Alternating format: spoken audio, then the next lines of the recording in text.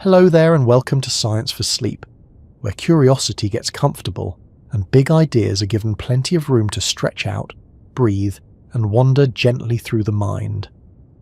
Tonight's slow journey is going to drift into a question that has been quietly reshaping modern physics, a question that starts with something very familiar and ends somewhere rather strange. Scientists are beginning to wonder whether the stage we thought reality was built upon, the combined fabric of space and time, might not be the most basic layer of the universe after all. Before we settle into that thought, let me ask you something simple and personal. Where are you listening from right now? Is it late evening, early morning, or somewhere in between where the light outside hasn't quite decided what it wants to be yet? And if you happen to glance at a clock, what time does it say in your little corner of the world? It feels fitting to check, given that tonight's story is about what time and space themselves might really be made of. If you find this gentle exploration soothing, or if it helps your thoughts slow down after a long day, you're always welcome to leave a like or subscribe to this small, quiet place where science is allowed to move at a human pace. It helps these calm conversations find their way to others who might need a soft landing for their thoughts as well. Now, let's begin, not with something exotic or distant, but with the most ordinary experience you can imagine. You're sitting somewhere. There is a sense of here. There is a sense of now. Your body occupies a position in space and your awareness drifts through time moment by moment. These two ideas, space and time, feel so basic, so unavoidable, that it's hard to imagine reality without them. They are the background of every memory, every movement, every plan you've ever made. When you think about yesterday, you picture a different time. When you think about another place, you picture a different space. They seem like the container that holds everything else. For a very long time, physics agreed with this instinct, even when scientists discovered that space and time were not separate, but woven together into a single structure called spacetime. They still treated that structure as fundamental. It was the arena where all particles moved, where all forces played out, where every story of the universe unfolded. In Einstein's theory of general relativity, space-time is not just a passive stage. It can bend, stretch, and curve. Massive objects like stars and planets shape it, and that shaping is what we experience as gravity. In this picture, space-time is dynamic, flexible, and powerful, but it's still the thing that everything else depends on. For much of the 20th century, this view worked astonishingly well. General relativity explained the motion of planets, the bending of light around stars, the expansion of the universe, and the existence of black holes. At the same time, another branch of physics, quantum mechanics, was revealing an entirely different layer of reality, one where particles behave like waves, where uncertainty is built into the rules, and where observation itself seems to play a role in shaping what happens. These two frameworks, relativity and quantum mechanics, are both incredibly successful in their own domains. Relativity handles the large, the massive, the cosmic. Quantum theory handles the small, the light, the subatomic. The trouble begins when you try to make them work together. When you push into situations where gravity is strong and distances are tiny, such as near the center of a black hole or at the very beginning of the universe, the equations start to clash. The smooth, continuous space-time of relativity does not sit comfortably with the jittery, probabilistic world of quantum mechanics. This tension has been sitting at the heart of theoretical physics for decades. It's the reason scientists talk about the search for a theory of quantum gravity, a framework that can describe gravity using the same quantum language that works so well for the other forces of nature. And it's within this search that a surprising idea has slowly taken shape. What if space-time itself is not part of the fundamental machinery of the universe? What if it is something that emerges in the same way that temperature emerges from the motion of molecules, or sound emerges from the vibration of air? To get a feeling for what that means, it helps to think about temperature for a moment. When you touch a warm cup of tea, you experience heat. You can measure it with a thermometer. You can describe it with a number. It feels very real. But at a deeper level, temperature is not a basic property of any single molecule in the tea. An individual molecule doesn't have a temperature. It has a speed, an energy, a direction. Temperature only appears when you look at a huge collection of molecules together and describe their average behavior. In this sense, temperature is an emergent property. It's a useful, reliable concept that arises from something more fundamental, but it's not written into the deepest layer of physics. Some scientists are now wondering whether space-time might be similar. Perhaps it feels like the basic backdrop of reality, because we are large, complex systems made of countless interacting parts. From our perspective, space and time are the natural way to organize our experiences, but at the smaller scales, the universe might not be built from points in space and moments in time at all. One place where this idea starts to show itself is in the study of black holes. These objects are extreme in almost every sense. They are regions where gravity is so strong that not even light can escape. According to general relativity, a black hole has an event horizon, a kind of boundary that marks the point of no return. Once something crosses that boundary, it is cut off from the rest of the universe.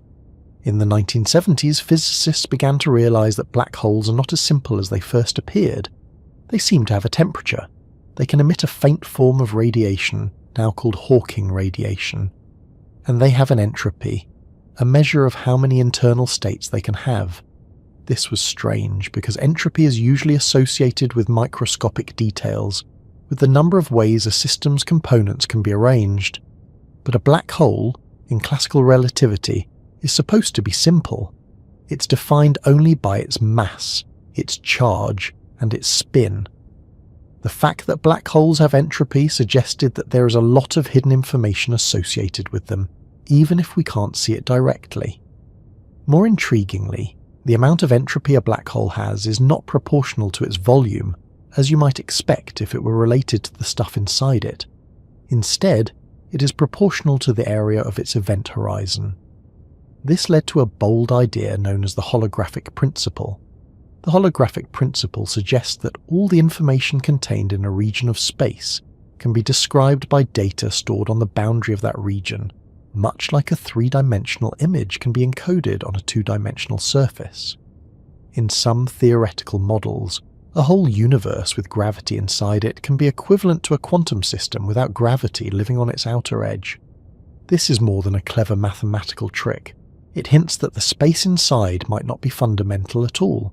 The deeper, more basic description lives on the boundary, in terms of quantum interactions that do not obviously involve space in the way we usually think about it.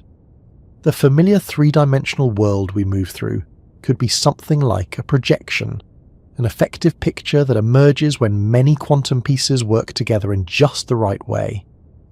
Another thread in this story comes from the study of quantum entanglement. Entanglement is a phenomenon where two particles become linked, so that the state of one cannot be fully described without reference to the other, even if they are far apart.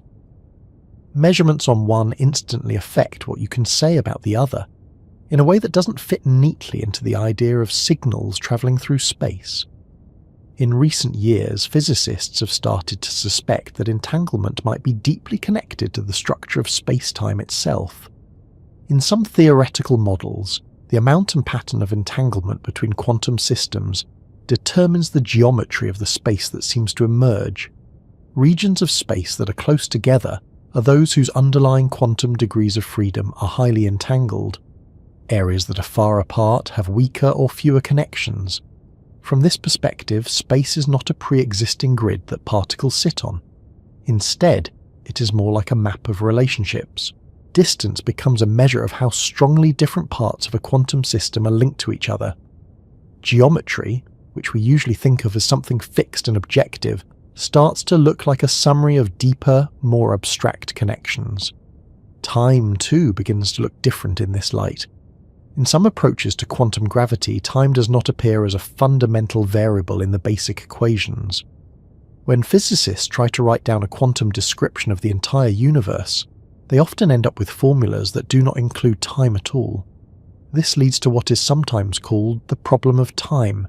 If the deepest laws of physics do not refer to time, how does the flowing sense of past, present, and future arise? One possible answer is that time, like space, is emergent. It might come from the way complex systems change relative to each other.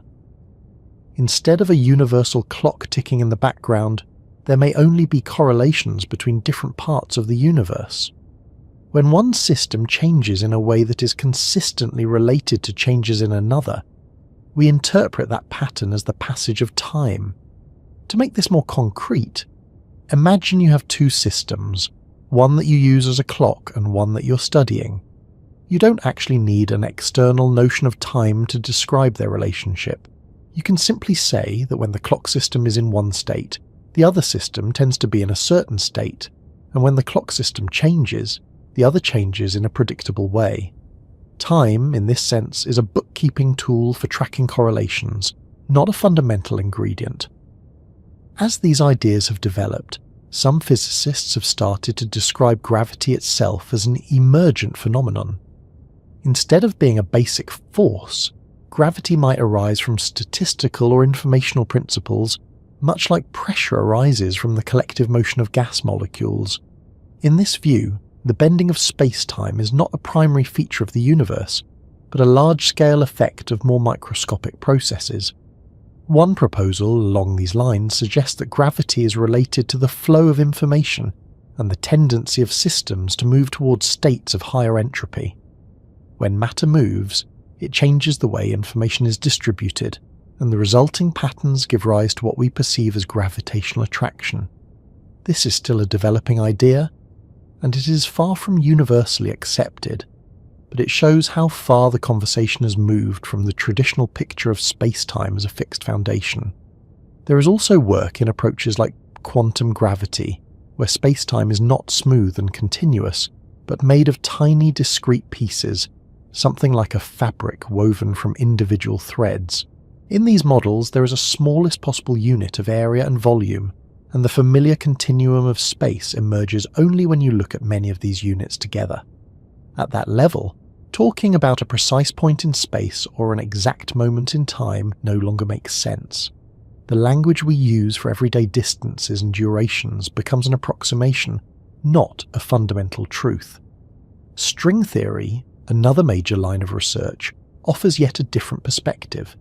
In some versions of the theory, the basic objects are not points in space-time, but tiny vibrating strings or more abstract entities called branes. The geometry of space and time can depend on how these objects are arranged and how they interact. In certain mathematical formulations, space-time can even disappear entirely, replaced by a description that involves only algebraic relationships. What all of these approaches have in common is a quiet shift in what they treat as primary. Instead of starting with space and time and asking what lives inside them, they start with more abstract ingredients like quantum states, information, or networks of relationships, and ask how the familiar notions of here and now could arise from those. It's important to say that none of this is settled. There is no single, agreed-upon theory that proves space-time is emergent. What exists instead is a growing collection of hints, mathematical results, and conceptual frameworks that all point in a similar direction. They suggest that the picture we have been using for over a century, where space-time is the deepest layer of reality, might be an effective description, not the final one. From a human perspective, this is both unsettling and strangely gentle. We build our lives around where we are and when we are. We mark our days by locations and moments, by meetings and milestones, by places we've been and times we remember. The idea that these might not be written into the universe at the most basic level can feel like the ground shifting slightly under your feet. At the same time, there is something calm about the thought that space and time could be like patterns on the surface of a deeper ocean. You don't need to see the entire ocean to float on its waves. In the same way, you don't need to understand the deeper structure of reality to live comfortably within the world of rooms and roads, mornings and evenings. As you sit here listening, your experience is still framed by a sense of position and a sense of sequence. The sound of this voice reaches you in time. Your body rests in space. those facts remain true at the level that matters for daily life. The questions scientists are asking now live many layers below that, in a realm of equations and models that most of us will never encounter directly.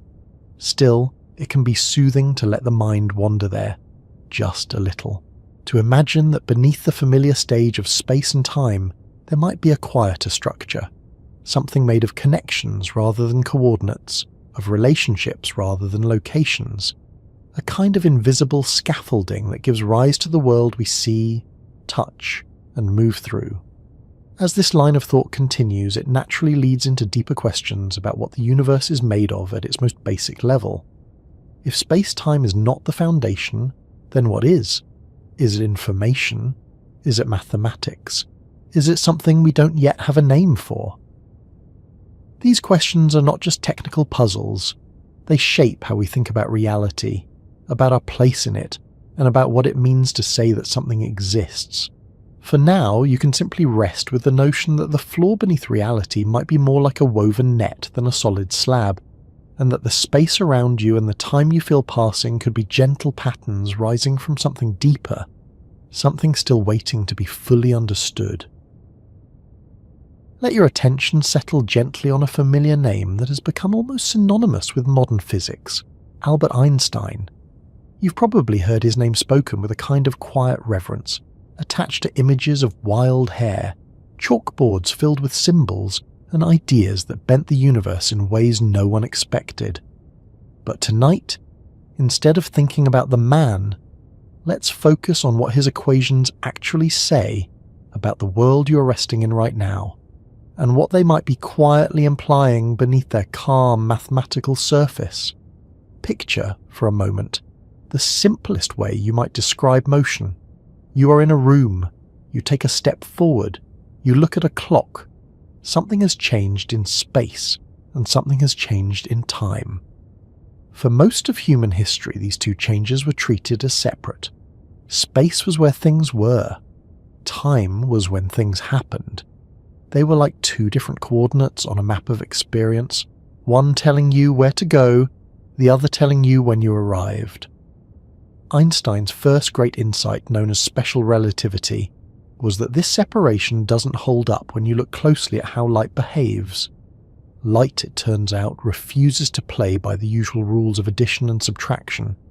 If you chase a beam of light, it doesn't slow down relative to you. It still moves away at the same speed. This simple, stubborn fact forces a strange conclusion. Space and time must adjust themselves depending on how you move. From this, a new picture emerged. Instead of a three-dimensional space that changes with a one-dimensional time ticking in the background, there is a single four-dimensional structure called spacetime. Every event, every flash of light, every heartbeat is a point in this four-dimensional world. Your life is not just a path through space, but a kind of thread woven through space-time itself. In this picture, the universe is not a stage where things happen. The stage and the happening are part of the same structure. What you call now is not a universal moment shared by everyone everywhere. It depends on how you are moving. Two people in different states of motion can disagree about whether two distant events happened at the same time, and both can be correct within their own frames of reference. This already shifts how we think about reality. But Einstein didn't stop there. About 10 years later, he introduced general relativity, a theory that takes this flexible space-time and gives it a new role. Instead of being just a passive arena, space-time becomes an active participant in the universe's behavior. The core idea is surprisingly simple to state, even if it is mathematically demanding to work with. Matter and energy tell space-time how to curve, and curved space-time tells matter how to move. That sentence is often used as a kind of summary of general relativity, and it captures the mutual relationship at the heart of the theory. Imagine laying a heavy ball on a soft mattress. The ball creates a dip. Now roll a smaller ball nearby. It doesn't move in a straight line. It curves toward the larger ball, not because the big ball is pulling on it in the usual sense, but because the surface itself is curved. The smaller ball is simply following the shape of the mattress. In Einstein's view, gravity works in a similar way. A planet like Earth doesn't pull the moon toward it through an invisible force in empty space. Instead, Earth curves the space-time around it, and the moon follows the straightest possible path through that curved space-time. From our perspective, that path looks like an orbit. This idea is elegant, and it has been tested in countless ways. Light bends when it passes near massive objects. Time runs more slowly in stronger gravitational fields. The orbit of Mercury shifts in a way that Newton's equations can't fully explain, but Einstein's can. GPS satellites have to account for these effects, or your phone's map would quickly become inaccurate. So at this level, space-time appears to be a real physical thing. It can be curved, it can ripple, it can carry waves, known as gravitational waves, that travel across the universe when massive objects like black holes collide. In 2015, scientists detected these ripples for the first time, confirming yet another prediction of Einstein's theory. All of this makes space-time feel solid and fundamental. It seems to be the fabric everything else is stitched into, but if you look closely at the equations themselves, a subtle question begins to form. What exactly is space-time made of in Einstein's theory? In general relativity, space-time is described mathematically by something called a metric. The metric is a set of numbers that tells you how to measure distances and time intervals between nearby events. It encodes the geometry of space-time, the way lengths and durations are stretched or compressed depending on where you are and how much mass and energy are present. The equations of general relativity, known as the Einstein field equations, relate this metric to the distribution of matter and energy. On one side of the equation, you have terms that describe the curvature of space-time. On the other side, you have terms that describe the energy and momentum of whatever is in that space-time, such as particles, radiation, or fields. What is striking here is that space-time, in this framework, is treated as a smooth, continuous object. You can zoom in as far as you like and the geometry is always well defined. There are no smallest pieces of space or time. There are no atoms of space-time.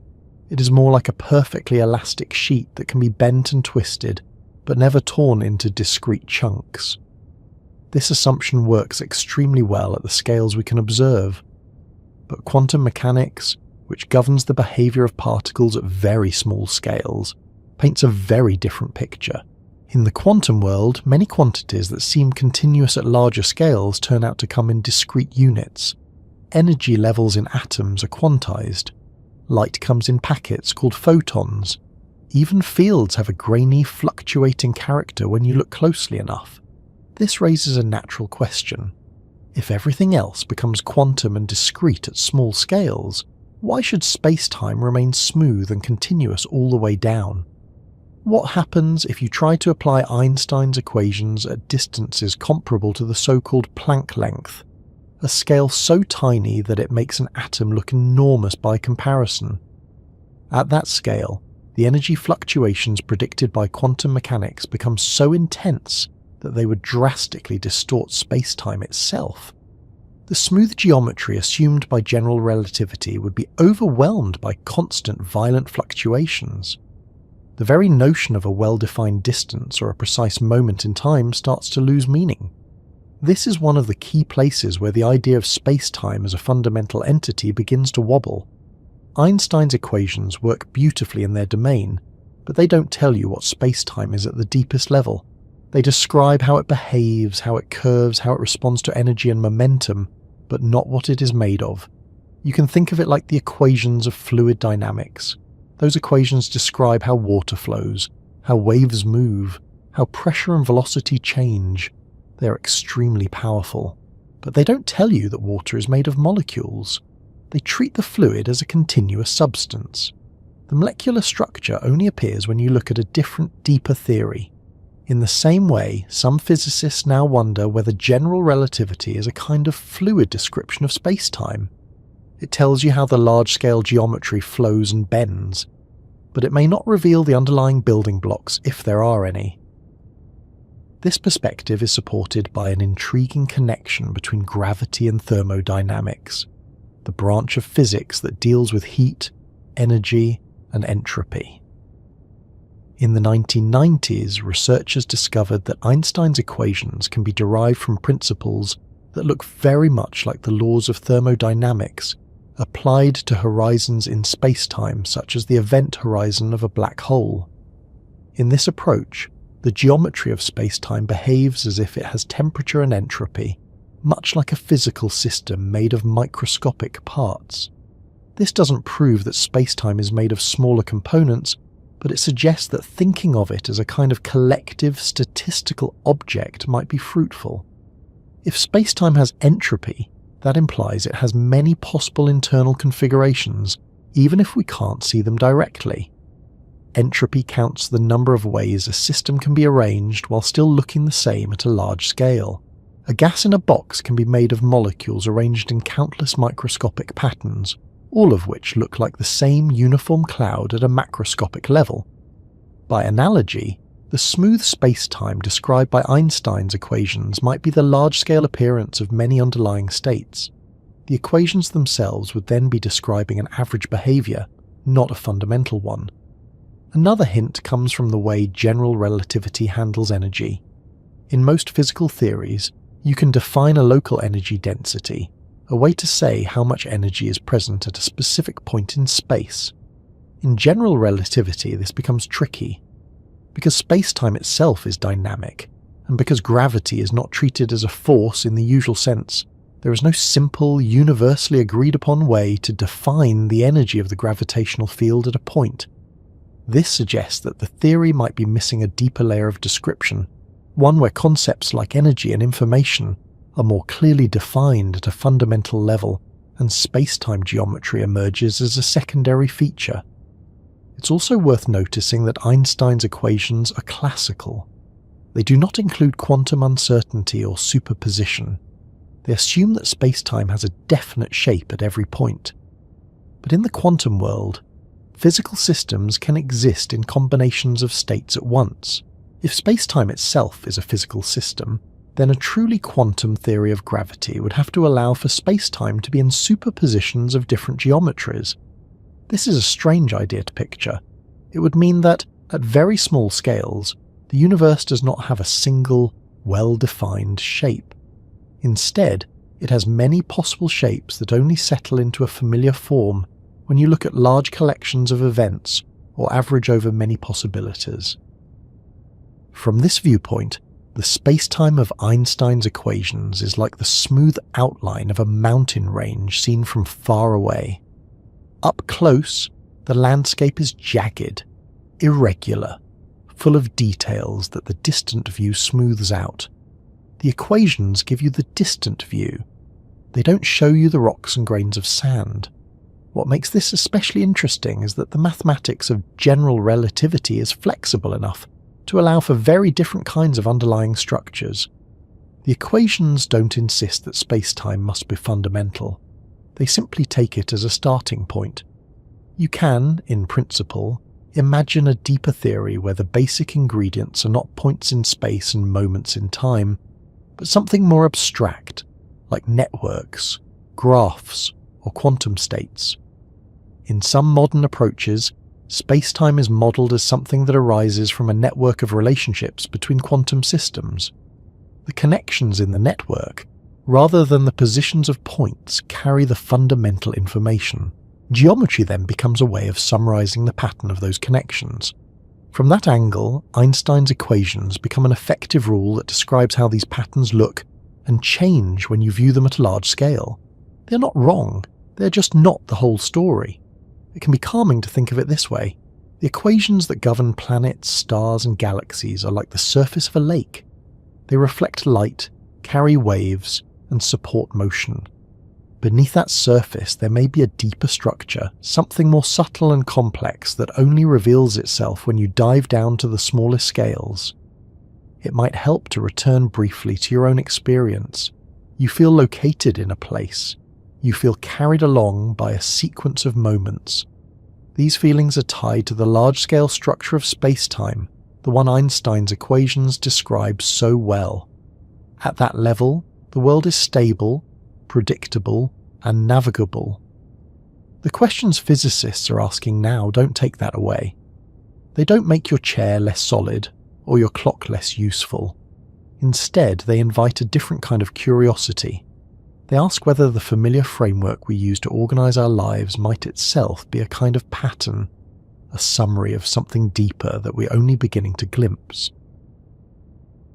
Let's move forward from the gentle curves of Einstein's space-time into a much smaller, much stranger landscape, one where the rules you just settled into begin to slip, flicker, and behave in ways that don't quite line up with that smooth geometric picture. This is the realm of quantum mechanics, a framework that has been tested and confirmed with extraordinary precision, yet still manages to feel, even to the scientists who use it daily, like a kind of carefully organized mystery. To ease into it, think about something very simple. Imagine placing a small marble on a table. You can point to it. You can say where it is. You can roll it and watch it move along a clear, continuous path. This is the kind of world general relativity is built to describe. Objects have positions. They follow trajectories. Space and time provide a stage that, even if it can bend and stretch, remains a smooth backdrop for everything that happens. Now shrink that marble down until it becomes an electron. Suddenly the language you are using starts to fail. You can no longer say with certainty where the electron is, or how fast it is moving at the same time. Instead of a single, definite location, you have a cloud of possibilities. Instead of a clear path, you have a wave of probability. The electron doesn't travel like a tiny bead sliding along a line. It behaves more like a spread-out pattern that only snaps into a specific outcome when you interact with it. This is one of the core features of quantum mechanics. At a fundamental level, the theory does not describe what is happening in the same way classical physics does. It doesn't give you a precise story of how a system moves from one state to another. Instead, it gives you a mathematical tool that lets you calculate the likelihood of different outcomes when you make a measurement. This alone is already a shift in how we think about reality. But the real tension begins when you try to place this quantum world inside Einstein's space-time. In general relativity, space-time is a smooth, continuous entity. You can label every point with a set of coordinates. You can calculate how the geometry curves at each point. The equations assume that, at least in principle, these quantities are well defined no matter how closely you look. In quantum mechanics, by contrast, many quantities resist being pinned down so precisely. The uncertainty principle tells you that certain pairs of properties, like position and momentum, cannot both have exact values at the same time. The more precisely you know one, the less precisely you can know the other. If space-time itself is a physical entity, as general relativity suggests, then it should also be subject to quantum rules. That means there should be uncertainty in the geometry of space and time at very small scales. The shape of space-time should not be perfectly defined. It should fluctuate just like the energy and position of a particle. This idea leads to a kind of conceptual collision. General relativity wants space-time to be a stable, continuous fabric. Quantum mechanics wants everything to be fuzzy, probabilistic, and, at the deepest level, discrete. To see how this plays out, imagine trying to measure a very small region of space. According to quantum mechanics, the act of measuring something very precisely requires you to use a lot of energy. If you try to pinpoint a particle's position with extreme accuracy, you need a probe with a very short wavelength, which means very high energy. Now bring gravity into the picture. Energy, in general relativity, is what curves space-time. So if you concentrate a lot of energy into a very small region in order to make a precise measurement, you also strongly distort the space-time around that region. Push this idea far enough, and you reach a point where the energy you use to probe the space would create a tiny black hole, hiding the very region you are trying to observe. This suggests there is a fundamental limit to how finely you can probe space-time. Below a certain scale, the concept of a point in space may no longer make sense. The smooth fabric of space-time might dissolve into something more granular, or perhaps something even more abstract. This scale is often associated with the Planck length, which is about 10 to the minus 35 meters. It is an unimaginably small distance. If an atom were the size of the Earth, the Planck length would be smaller than a grain of sand by a similar factor. At this scale, the effects of quantum mechanics and gravity are expected to be equally important, and neither general relativity nor standard quantum theory can handle the situation on its own. From a mathematical point of view, the trouble shows up when physicists try to apply the usual techniques of quantum theory to gravity. For forces like electromagnetism, the strong force, and the weak force, there is a well-developed framework called quantum field theory. In this framework, fields fill space-time, and particles are seen as tiny excitations of those fields. The theory allows you to calculate probabilities for different processes, like particle scattering or decaying, with remarkable accuracy. If you try to treat gravity in the same way, by imagining a gravitational field made of tiny quantum particles called gravitons, the calculations quickly run into trouble. The equations produce infinities that cannot be neatly removed or renormalized.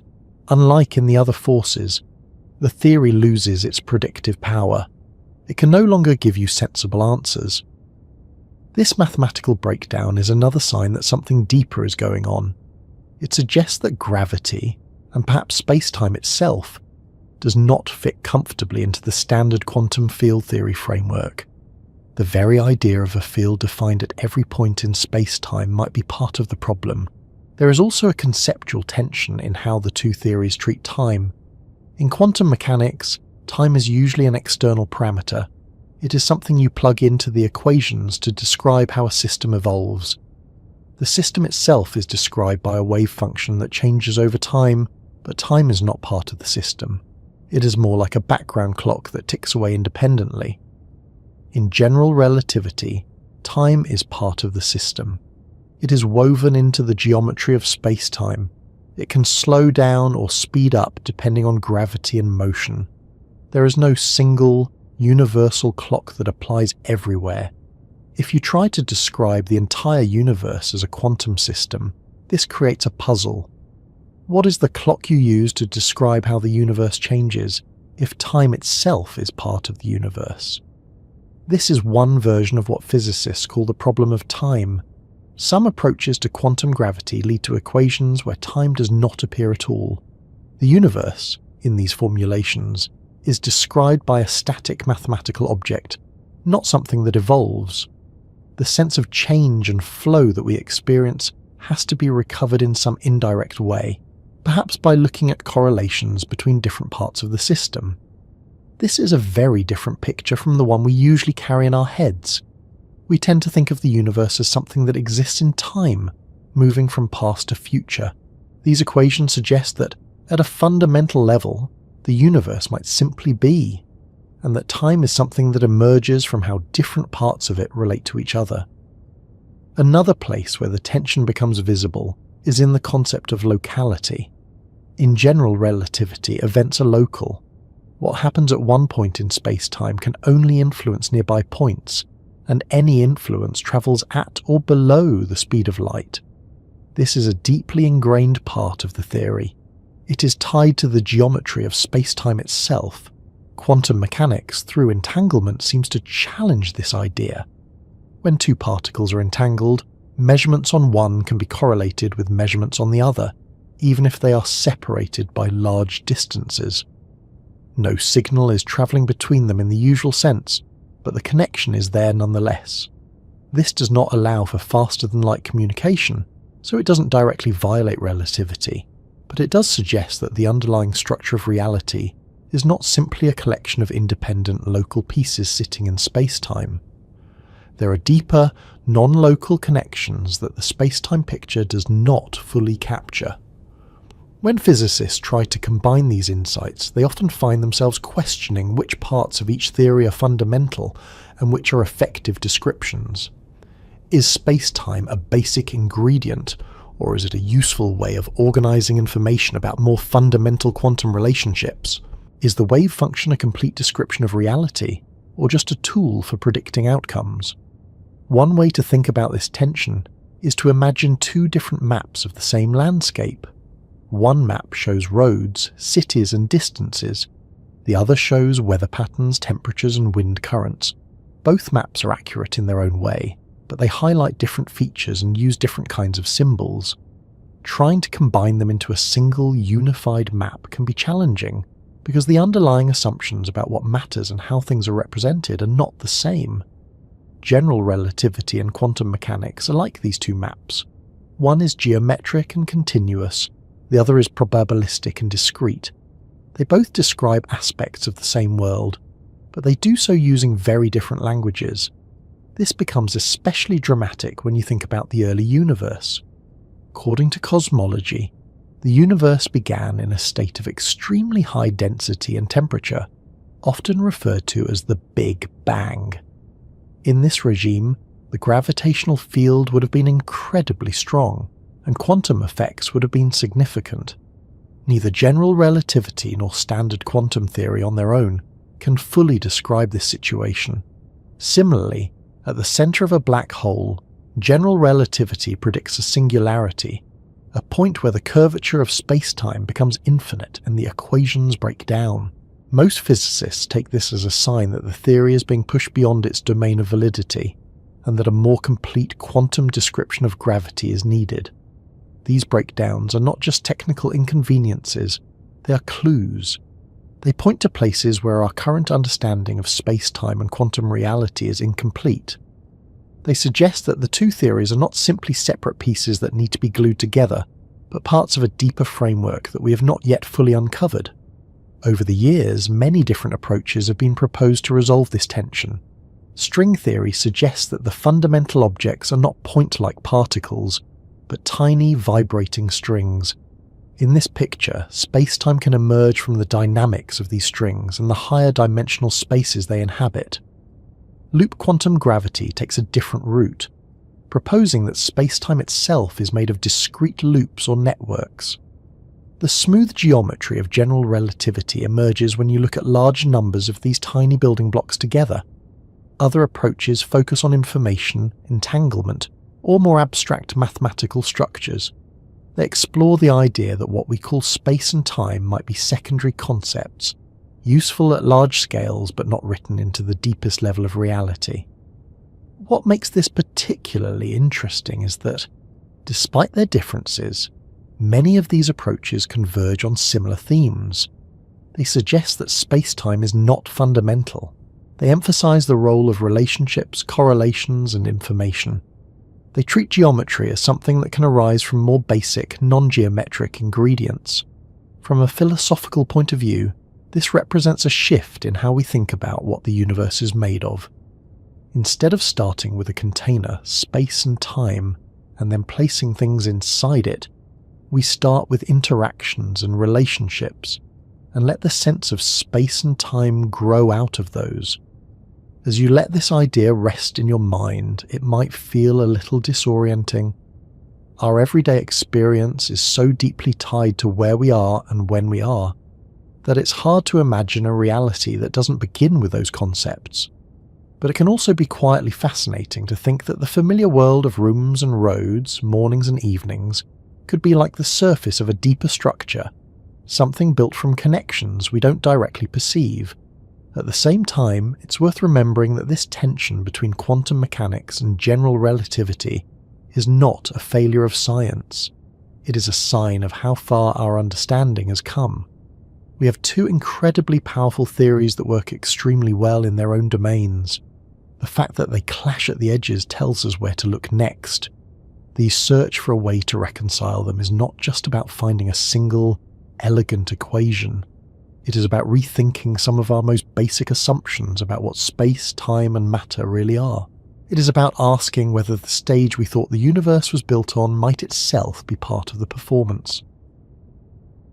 Somewhere far below the scale of anything you've ever seen, touched, or even imagined, there is a boundary that physics keeps running into, a kind of quiet line in the sand where the usual rules stop giving clear answers.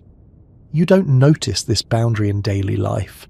It doesn't show up when you measure the length of a room, the weight of a cup of tea, or the time it takes for a song to finish. But in the equations that describe the universe, it sits there patiently, waiting for anyone who tries to look too closely. This boundary is known as the Planck scale, and it is named after the physicist Max Planck, who helped uncover the first hints that nature might not be as smooth and continuous as it appears.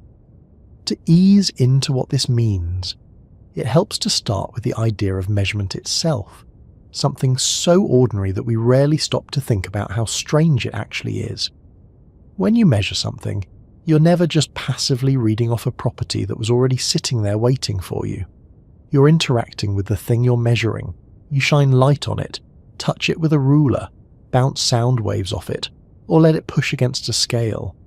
In every case, you exchange energy and information. The act of measuring is also an act of disturbance, even if the disturbance is usually so small that it doesn't matter.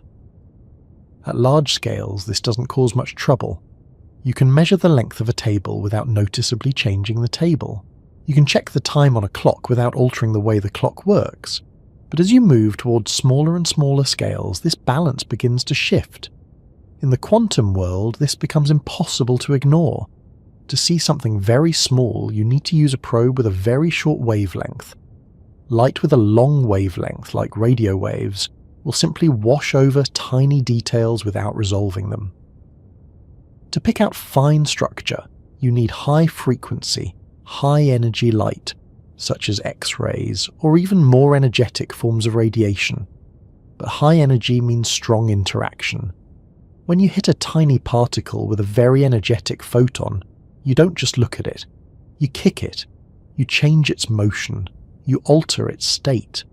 The measurement and the system become entangled in a way that can't be cleanly separated.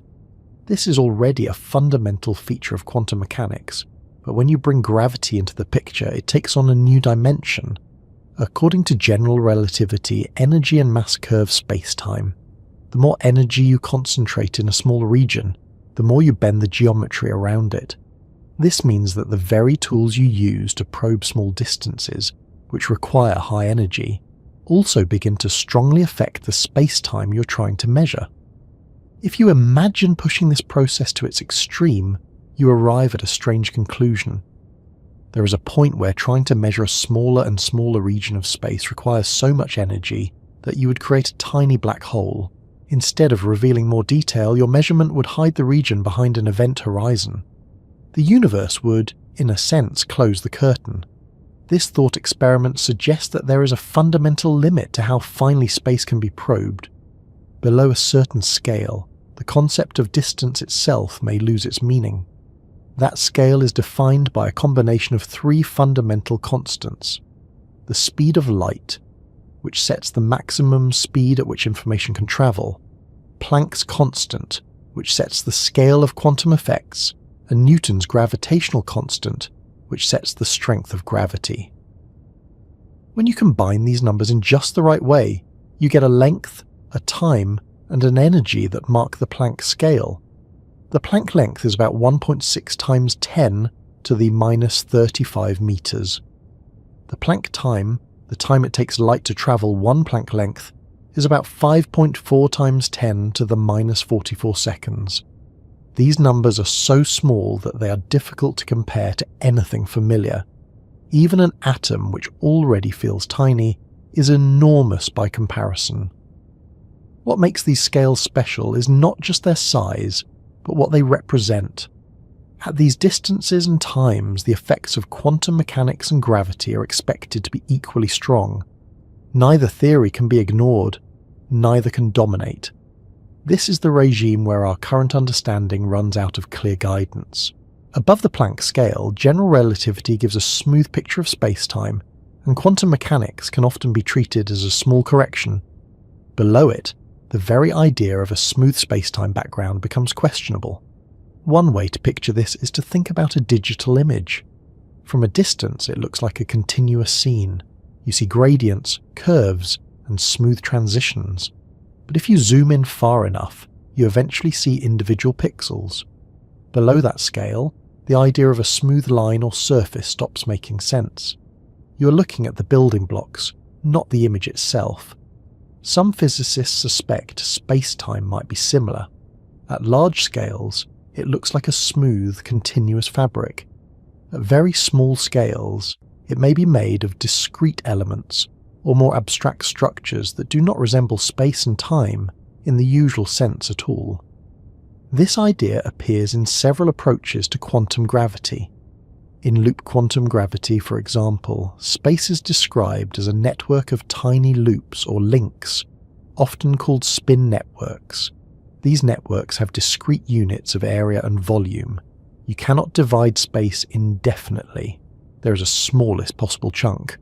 In other approaches, space-time emerges from patterns of quantum entanglement or from mathematical structures that do not have a direct geometric interpretation. In these views, talking about a precise position or a precise moment at the Planck scale is like trying to talk about the exact location of a wave in the ocean. The description becomes more about relationships and correlations than about fixed coordinates.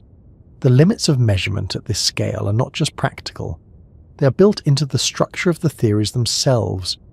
The uncertainty principle tells you that you cannot simultaneously know certain pairs of properties with arbitrary precision.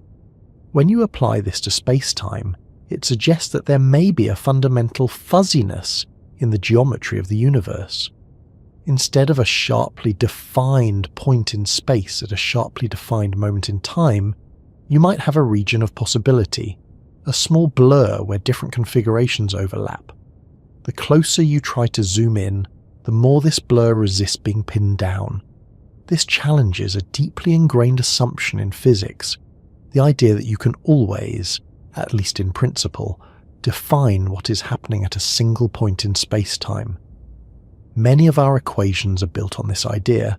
Fields are defined at points. Particles move along paths that pass through points. Forces act locally at points. If points themselves lose their meaning at the Planck scale, then this whole way of describing the world needs to be rethought. There is also a connection here to the idea of information. In physics, information is not just an abstract concept, it is tied to physical systems. Storing a bit of information requires a physical state. Transmitting information requires energy and time. Some researchers have suggested that there is a maximum amount of information that can be packed into a given region of space. This idea comes, in part, from black hole physics. The entropy of a black hole, which is a measure of how much information it can contain, is proportional to the area of its event horizon, not its volume. This implies that, at a fundamental level, the number of degrees of freedom in a region of space might be limited. You cannot store infinite detail in a finite area. If that is true, then there is a natural limit to how finely the universe can be described. Below a certain scale, there simply aren't enough physical states to encode more detail. From this perspective, the Planck scale is not just a technical boundary, it is a kind of informational horizon. It marks the point where the universe runs out of room, so to speak, to define ever finer distinctions. This doesn't mean that nothing exists below the Planck scale. It means that our usual language of distances, durations, and positions may not be the right way to talk about whatever does exist there. The fundamental description might involve different kinds of variables, perhaps more abstract ones, that only give rise to space and time when you look at large collections of them. Another way to approach this is to think about how we define a clock. A clock is a system that changes in a regular, predictable way. You count those changes and use them to measure time. At everyday scales, this is straightforward. You can use the swing of a pendulum, the vibration of a quartz crystal, or the oscillations of an atom. But at the Planck scale, it is not clear what kind of physical process could serve as a clock. If space-time itself is fluctuating wildly, what does it mean for something to change in time? What does it mean for one event to happen before another, if the underlying notion of temporal order is uncertain? Some approaches to quantum gravity suggest that time, like space, may not be fundamental at this scale. Instead, it may emerge from relationships between quantum states. One system changes relative to another, and that relative change is what we interpret as the passage of time. This brings measurement back into the story in a different way. Instead of thinking about measuring space and time as if they were pre-existing containers, you start to think about measuring correlations between systems. You look at how one part of the universe behaves in relation to another, and from those patterns, you construct the idea of duration and distance. In this picture, the Planck scale is where the idea of an independent external ruler and clock stops working. You can no longer step outside the system and measure it from the outside. You're always part of the network of relationships you're trying to describe. It's also worth considering the practical side of this limit. Even with the most powerful instruments we can imagine, directly probing the Planck scale seems far beyond our reach. The energies required are many orders of magnitude higher than anything we can produce in laboratories or even observe in the most energetic cosmic events. This means that much of what physicists say about this regime is based on mathematical consistency, theoretical arguments, and indirect clues from related phenomena like black holes and the early universe.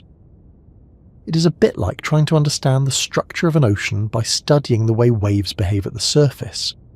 Yet, these indirect clues have been remarkably suggestive. The fact that so many different lines of reasoning point to a breakdown of the smooth spacetime picture at very small scales has given researchers confidence that they are circling something real, even if the full shape of it remains elusive. There is a quiet humility in this part of physics. The Planck scale represents a reminder that our tools, both conceptual and experimental, have limits. No matter how advanced our theories become, there may always be a layer of reality that resists being cleanly translated into human language and measurement. At the same time, this boundary is also an invitation. It marks a frontier where new ideas are needed, where old assumptions can be questioned, and where entirely different ways of thinking about the universe might take shape.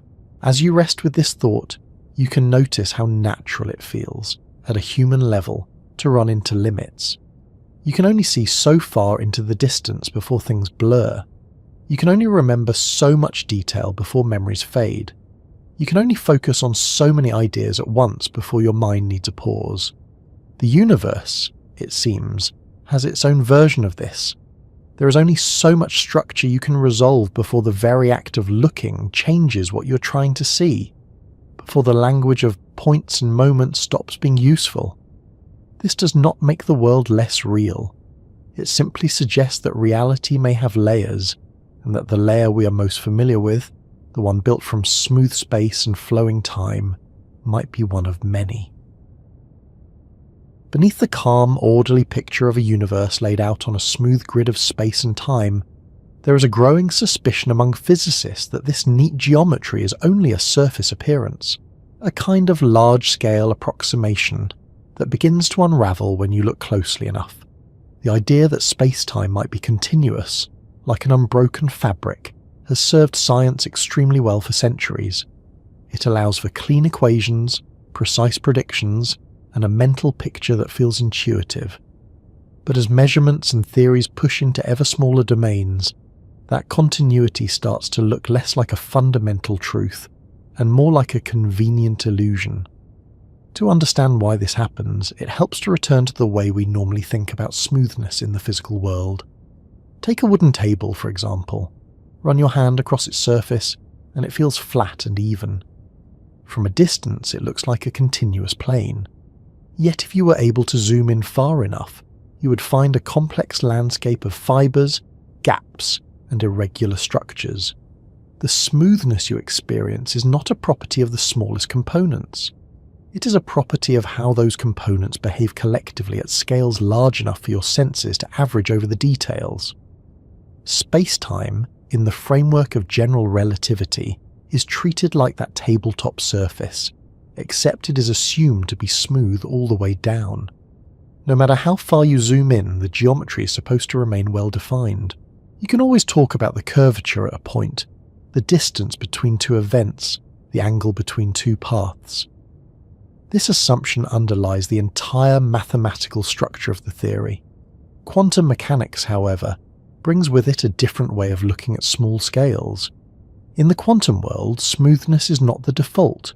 Instead, you find fluctuations, discrete jumps, and a kind of restless activity that never quite settles down. Even in what we would call empty space, quantum fields are constantly fluctuating. Particles and antiparticles can briefly appear and disappear. Energy levels shift and blur.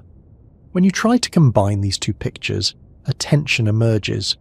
A smooth, well-defined geometry on one side. A fuzzy, fluctuating probabilistic world on the other.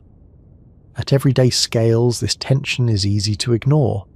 The quantum fluctuations are tiny, and the space-time geometry is gentle. But as you move towards smaller and smaller distances, those fluctuations become more significant. One way to see this is to think about the concept of a point in space.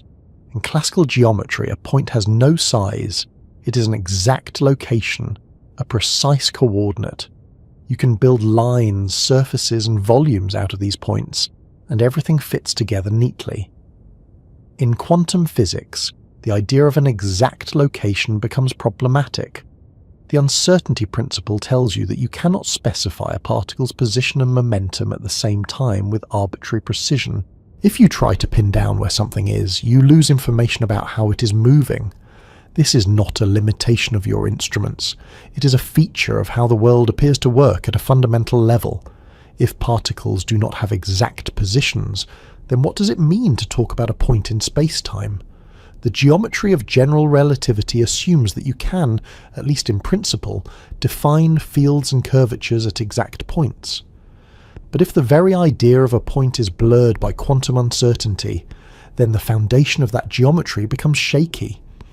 This becomes even more pronounced when you consider the energy associated with quantum fluctuations. According to quantum field theory, every field has a certain amount of zero-point energy, even in its lowest possible state. This means that what we think of as empty space is actually filled with a background of restless activity.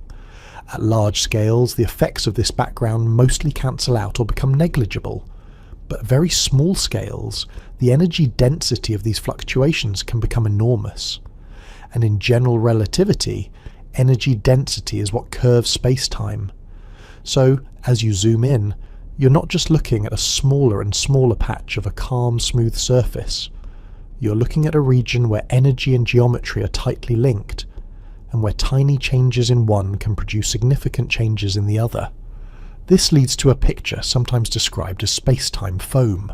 Instead of a smooth fabric, the geometry at extremely small scales might be wildly fluctuating, constantly changing shape, forming and dissolving tiny structures. The notion of a fixed distance or a stable duration becomes difficult to maintain in such an environment. The foam metaphor is not meant to be taken too literally. It is a way of expressing the idea that the geometry itself is subject to quantum uncertainty. Just as a particle can be in a superposition of states, space-time might be in a superposition of different geometries. In such a scenario, there is no single, well-defined shape of space at the smaller scales.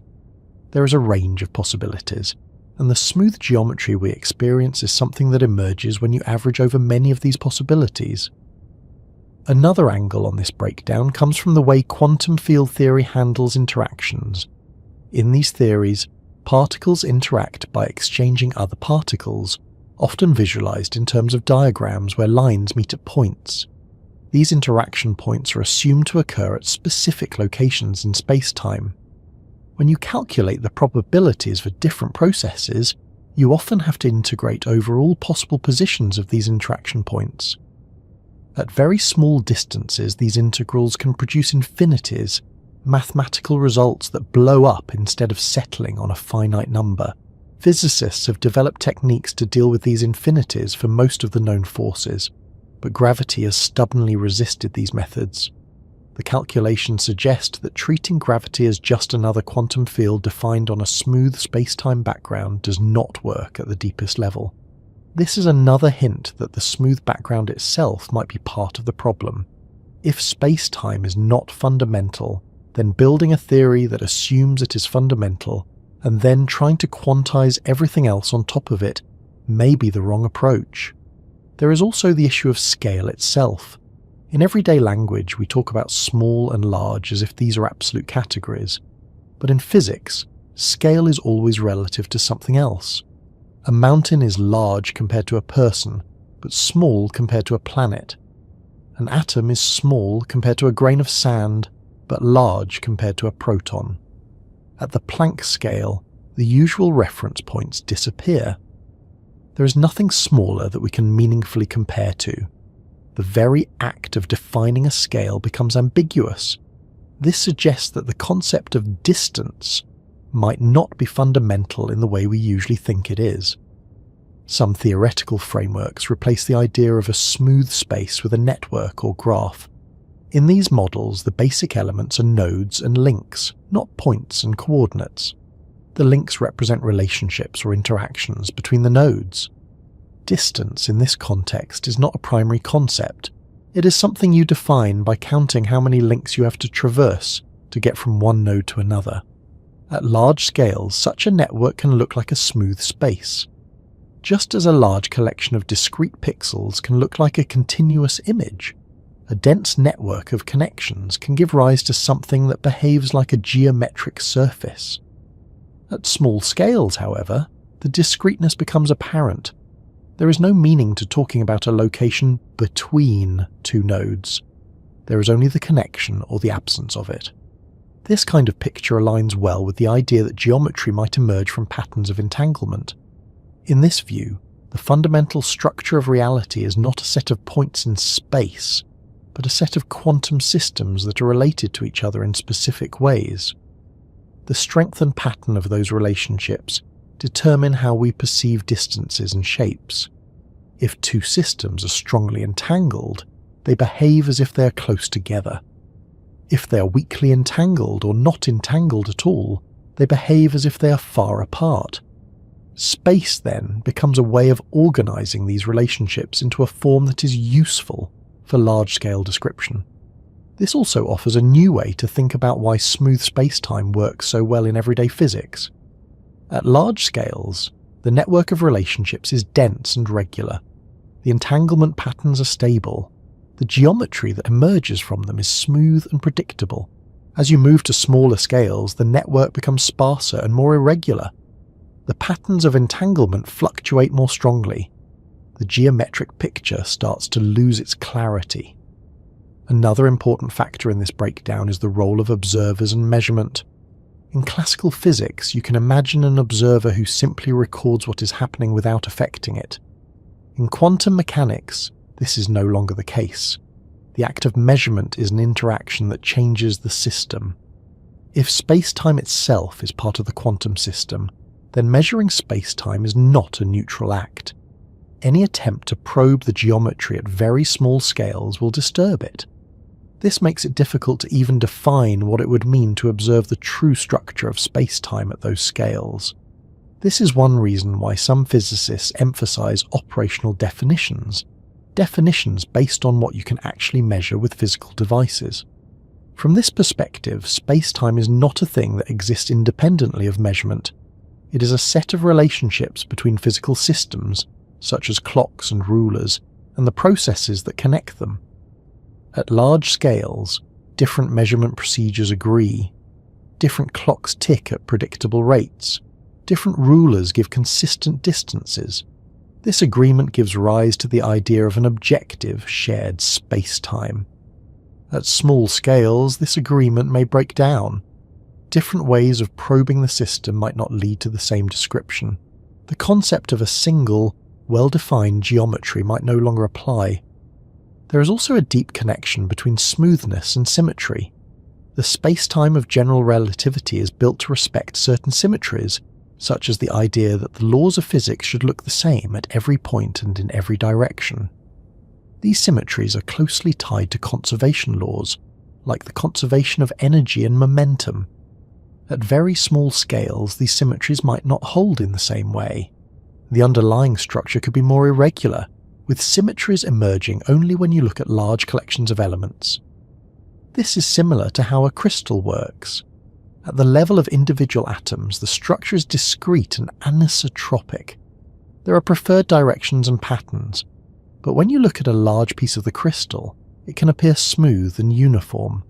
Space-time, in this analogy, would be like the large-scale appearance of a microscopic lattice. The smooth geometry is a macroscopic feature, not a microscopic one. What makes all of this especially intriguing is that it changes how we think about the role of geometry in physics. For a long time, geometry has been seen as the foundation. You start with a space, define distances and times, and then place fields and particles within that structure.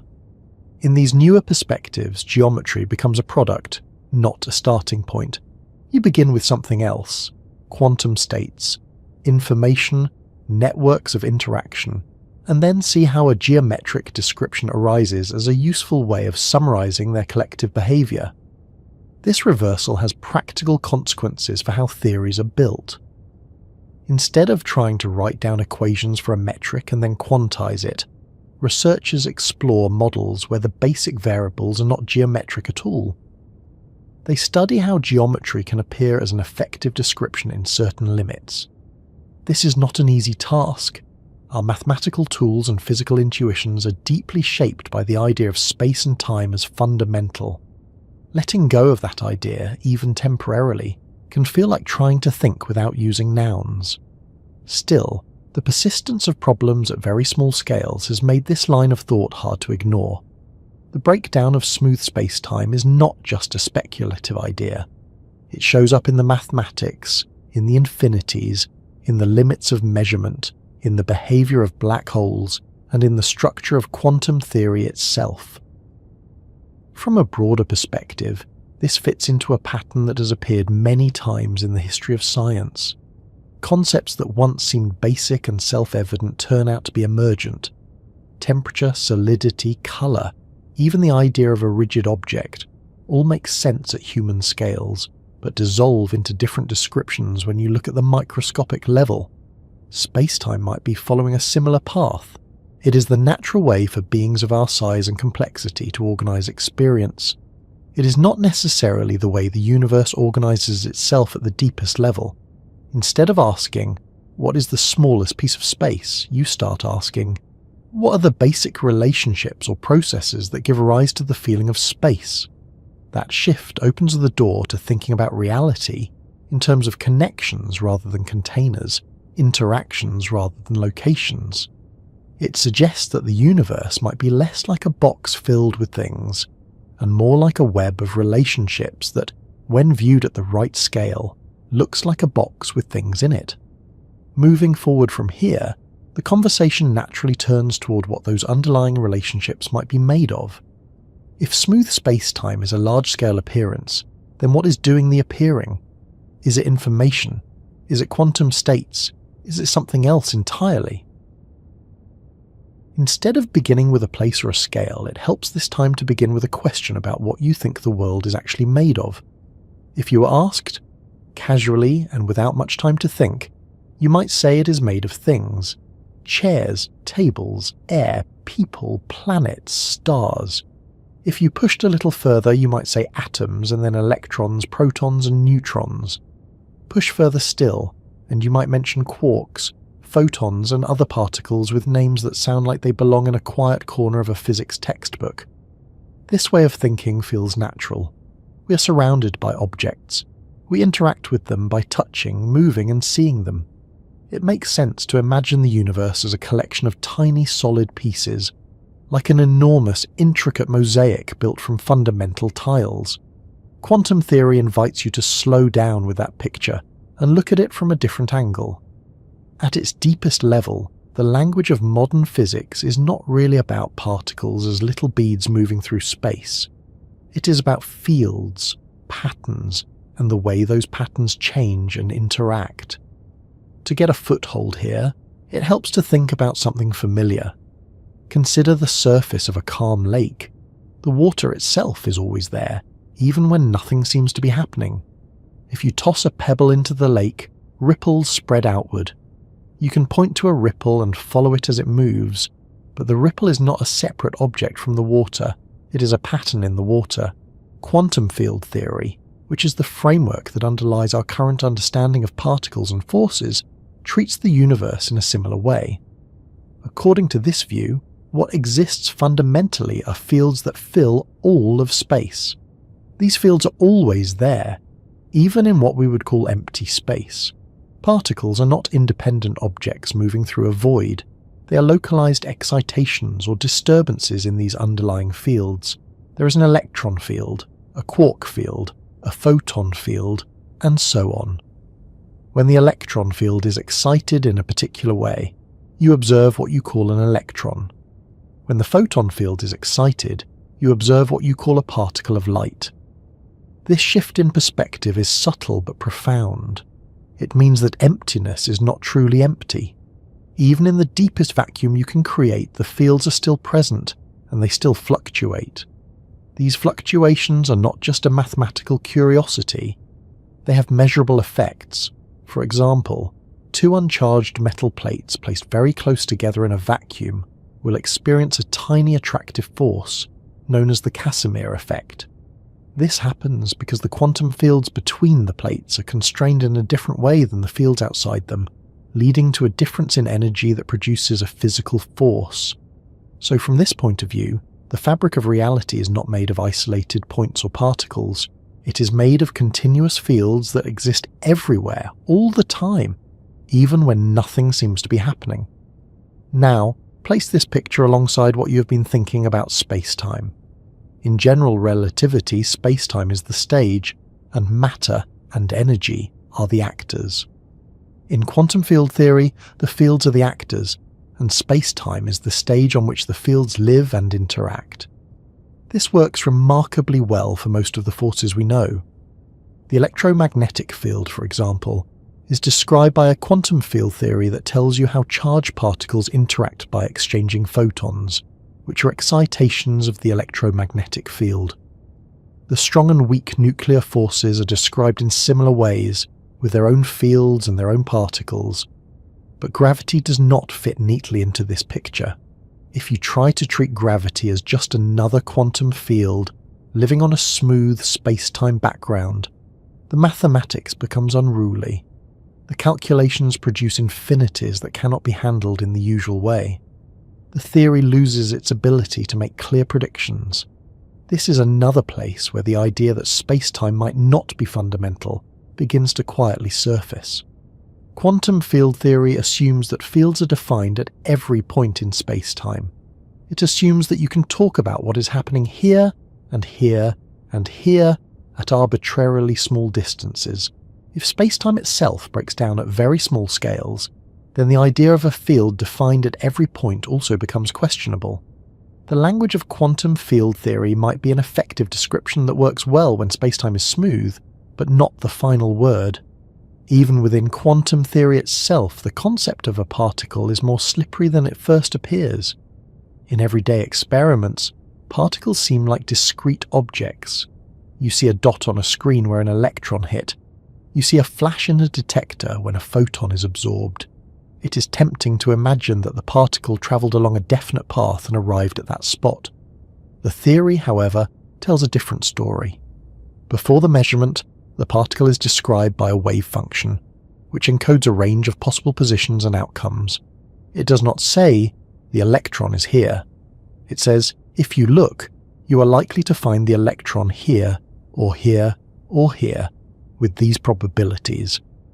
This wave function is not a physical wave in space, like a ripple on water. It is a mathematical object that lives in an abstract space of possibilities. When you perform a measurement, the range of possibilities collapses to a single outcome. There is still ongoing debate about what this collapse really means. Some interpretations say the wave function represents our knowledge, and the collapse is an update of that knowledge. Others say the wave function is a real physical entity, and the collapse is a real physical process. Still others suggest that all possible outcomes occur, each in its own branch of a larger reality. What matters for this discussion is that, in all of these interpretations, the simple picture of a particle as a tiny solid object moving through space-time is not fundamental. It is a useful way of summarizing what happens when quantum systems interact with measuring devices and produce definite outcomes. The deeper description is more about states, amplitudes, and probabilities than about positions and paths. There is another layer to this that becomes important when you think about how fields and space-time might be connected. In quantum field theory, the vacuum is not a state of nothingness. It is the lowest energy state of the fields. It is still full of structure. This vacuum structure can be different in different contexts. For example, an observer who is accelerating will see the vacuum differently from an observer who is at rest. What looks like empty space to one can look like a warm bath of particles to the other. This is known as the Unruh effect. Near a black hole, something similar happens. An observer far away sees the black hole emitting Hawking radiation, a faint glow of particles coming from the region near the event horizon. An observer falling into the black hole might see something very different. These effects show that the notion of a particle is not absolute. It depends on the observer and their state of motion. What one person calls a particle, another might call part of the vacuum. This blurring of the line between something and nothing, between particle and field, suggests that the underlying reality is not neatly divided into objects sitting in space. It is a more fluid structure, where what you observe depends on how you interact with it. If you now return to the idea that space-time itself might be emergent, this starts to fit into a larger pattern. Quantum theory describes the world in terms of states and their relationships. It does not require a fixed, pre-existing notion of space and time to define those states. In principle, you can talk about how quantum systems relate to each other, without embedding them in a geometric background. Some modern approaches to physics take this seriously, and try to build theories where the fundamental ingredients are quantum states and their interactions, not fields defined on a space-time grid. Geometry in these approaches becomes something that emerges from the structure of those interactions. One way to think about this is to imagine a large network of quantum systems, each one linked to many others through entanglement. The pattern of those links carries information about how strongly different parts of the network are related. If the network is highly connected in one region and less connected in another, you might interpret that as a region of space with a certain shape or size. Distance becomes a way of describing how many connections you have to traverse to get from one part of the network to another, rather than a measure of separation in a pre-existing space. In this picture, fields and particles are not things that live in space. They are features of the network itself. They are patterns of excitation and correlation within a web of relationships. This is a radical shift in language. Instead of saying, "There is an electron at this point in space," you might say, "There is a certain pattern of correlation between these parts of the network that, at large scales, we describe as an electron at this location." The everyday language of particles and positions is not wrong. It is just a translation of a deeper, more abstract description into terms that make sense at human scales.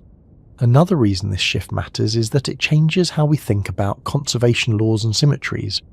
In traditional physics, symmetries of space-time, like the fact that the laws of physics are the same at every point and in every direction, are closely tied to conservation laws, like the conservation of energy and momentum. If space-time is emergent, then these symmetries might also be emergent. They might arise from the structure of the underlying quantum relationships, rather than being fundamental features of the universe. This does not mean that energy and momentum stop being conserved in everyday situations. It means that, at the deepest level, these concepts might be approximations that become very accurate when you look at large numbers of degrees of freedom interacting in regular ways. There is also an interesting connection here to the role of mathematics in physics. The language of quantum theory is highly abstract. It involves complex numbers, vector spaces, operators, and other mathematical objects that do not have direct physical analogues in everyday experience. Space-time, by contrast, is something we can picture. We can imagine a line, a plane, a curved surface. Geometry feels tangible. If space-time is emergent, then the abstract mathematical structures of quantum theory might be closer to the fundamental description of reality than the geometric pictures we usually rely on. The universe, at its deepest level, might be more like a set of mathematical relationships than a physical stage. This idea can feel both unsettling and quietly elegant. It suggests that the solidity of the world we experience is not written into the universe in the most basic way. It is something that arises when a vast number of quantum systems interact in stable, predictable patterns. At the same time, it helps explain why the language of particles and fields works so well. It is the right language for describing those stable patterns at the scales we can observe and manipulate. Another layer of complexity comes from the way quantum theory handles interactions. When two particles interact, what is really happening in the field picture is that the underlying fields are influencing each other. The interaction is not a collision between two solid objects. It is a change in the pattern of excitations in the fields. These changes are described by mathematical expressions that calculate probabilities, not certainties. The theory tells you how likely different outcomes are, not which one will definitely occur. This probabilistic nature is not due to ignorance. It is built into the framework. Even if you knew everything there was to know about the initial state of a quantum system, you could still only predict the probabilities of different measurement results. This stands in contrast to the deterministic picture of general relativity, where, in principle, if you knew the exact state of space-time and matter at one moment, you could calculate how it would evolve. Bringing these two views together requires not just new equations, but a new way of thinking about what it means to describe the world. It may require a language that does not start with either a smooth space-time or a set of probabilistic fields, but something that can give rise to both. Some researchers explore the idea that information itself is the most fundamental concept. In this view, the basic building blocks of reality are not particles or fields, but bits of information, and the rules that govern how those bits can be transformed and shared. Quantum theory, with its focus on states and measurements, already has a strong informational flavour. Concepts like entanglement, entropy, and quantum communication treat physical systems in terms of what they can know about each other and how that knowledge can change. If space-time geometry can be derived from patterns of entanglement, as some theories suggest, then the bridge between fields, particles, and space-time might be built from information. This does not mean that the world is literally made of computer bits. It means that the relationships between physical systems, what can influence what can be known about what, might be more fundamental than the notion of where those systems are located.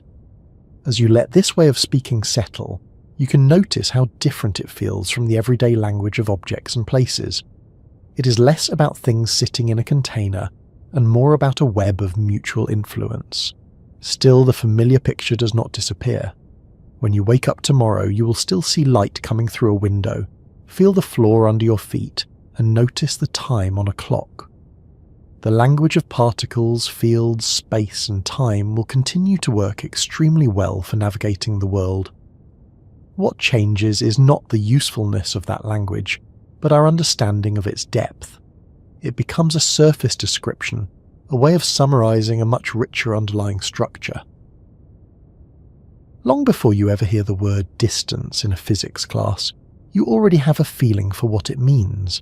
You know how far the kitchen is from the bedroom. You know the difference between a voice that's close and one that's calling from across a field. Distance in everyday life feels like a simple, solid fact. Things that are near can touch. Things that are far away cannot. Space in this sense acts like a quiet separator, placing objects into different locations and keeping them politely apart. Quantum entanglement invites you to sit with that idea for a moment and gently turn it over in your mind. It does not immediately deny the existence of distance, but it does suggest that distance might not be the whole story when it comes to how parts of the universe are connected. To begin, it helps to picture two small systems, such as two particles, created in a single interaction. In many quantum processes, particles are produced in pairs in a way that links their properties. For example, their spins, a kind of intrinsic angular momentum, might be related so that if one particle is measured and found to be pointing in a particular direction, the other will always be found pointing in the opposite direction. At first glance, this does not sound too strange. You might think the particles simply agreed on a plan when they were created. One goes this way, the other goes that way. The oddity appears when you realize that, according to quantum theory, the particles do not carry definite values for these properties before you measure them.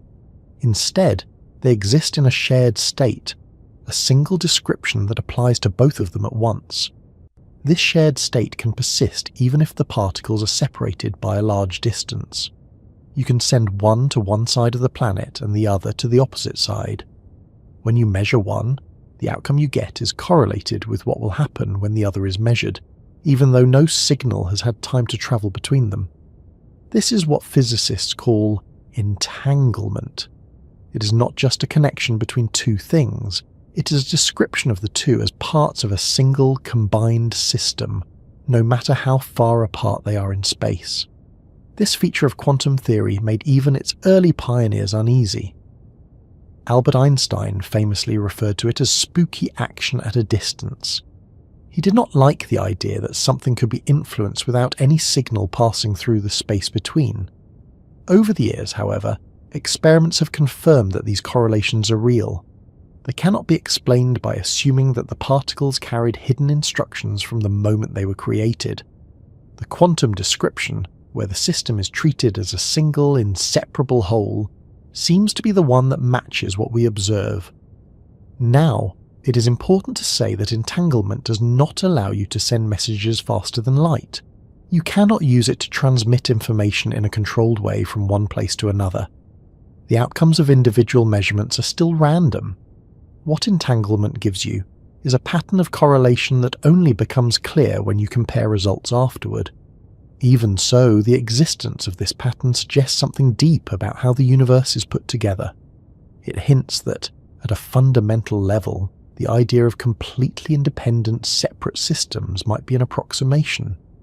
There are situations where the correct description is not this thing here and that thing there, but this combined system that happens to have parts we label as here and there. This is where the connection to space begins to take on a new shape. In the traditional picture, space is the primary organizer. You start with a set of locations, and then you place objects at those locations. Interactions happen because objects are near each other in space and can influence one another locally. Entanglement suggests a different starting point. It suggests that relationships between systems can exist that are not defined by their positions in space. The strength of the relationship is not measured in meters or kilometers, but in how tightly their quantum states are linked. Some physicists have taken this idea and asked a bold question. What if space itself is not the thing that defines which systems are close and which are far apart? What if it is the pattern of entanglement that defines the geometry of space? To see how this might work, imagine a large collection of quantum systems, such as a vast network of particles or quantum bits. Between these systems, there are many entanglement links of varying strength. Some pairs are strongly entangled, others are weakly entangled or not entangled at all. Now, suppose you try to draw a map of this network. You want to arrange the systems in a space so that the ones with strong entanglement links are placed near each other, and the ones with weak or no links are placed farther apart. If you do this carefully, you can produce a geometric picture where distance reflects the pattern of entanglement. In this picture, space is not something that exists first and then hosts entanglement. Space is something you build to represent entanglement. This idea has been explored in a variety of theoretical models, especially in the context of the holographic principle. In certain mathematical frameworks, a quantum theory without gravity, defined on a lower dimensional boundary, can be equivalent to a gravitational theory in a higher dimensional space. In these models, the geometry of the higher dimensional space is encoded in the pattern of entanglement in the lower dimensional quantum system. If you change how the quantum degrees of freedom are entangled, the shape of the space changes. This is not just a poetic analogy. There are precise mathematical relationships that connect measures of entanglement in the quantum theory to geometric quantities, like the area of certain surfaces in the gravitational description. From this perspective, entanglement acts like a kind of glue. it holds space together. Regions of space that are well connected by entanglement behave as a single, continuous area.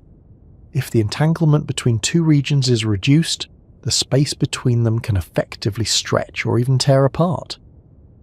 This way of thinking leads to a striking conclusion. The smoothness and continuity of space might depend on the density and structure of entanglement at the quantum level. A highly entangled network of quantum systems can give rise to a smooth geometric space. A less entangled network might correspond to a space that is more fragmented or disconnected. This connects back to the earlier idea that spacetime might break down at very small scales. If the fundamental structure is a network of relationships, then the familiar notion of a continuous distance only makes sense when there are enough connections to support it. There is also a natural link here to the idea of information. Entanglement is a form of shared information between systems. When two systems are entangled, information about one is, in a sense, encoded in the state of the other. If space is built from entanglement, then space is built from information. The geometry of the universe becomes a way of organizing how information is distributed and shared among its parts. This shifts the role of distance. Instead of being a primary feature of the world, distance becomes a measure of informational separation. Two regions are close if they share a lot of entanglement. They are far if they share very little. This idea can feel abstract, but it has concrete implications. For example, in a highly entangled system, disturbances can spread in a way that looks like signals travelling through space. The pattern of entanglement determines how quickly and in what way information can propagate. In a sense, what we call the speed of light might be related to how entanglement is structured in the underlying network. It sets a limit on how fast changes in one part of the system can influence another in a way that becomes observable at the level of particles and fields. There is also a connection here to black holes. In the context of entanglement-based models, the event horizon of a black hole can be seen as a region where the pattern of entanglement changes dramatically. The inside of the black hole and the outside become entangled in a very particular way, which is reflected in the geometry of the horizon. Some researchers have even suggested that certain types of entangled states might be equivalent, in a geometric sense, to tiny wormholes, connections between distant regions of space. This idea is sometimes summarized by the phrase ER equals EPR, referring to a proposed link between Einstein-Rosen bridges, which are wormholes, and Einstein-Podolsky-Rosen pairs, which are entangled particles. The suggestion is not that you can travel through these connections in any practical sense, but that the mathematical description of entanglement and the mathematical description of certain geometric features of spacetime might be two ways of talking about the same underlying structure. If this is correct, then what we think of as the connectivity of space is, at a deeper level, the connectivity of quantum states. This also offers a new way to think about why locality works so well in everyday physics. At large scales, the entanglement network is arranged in a way that produces a stable, well-behaved geometry. Systems that are nearby in space are also strongly entangled in the underlying description. Systems that are far apart are weakly entangled.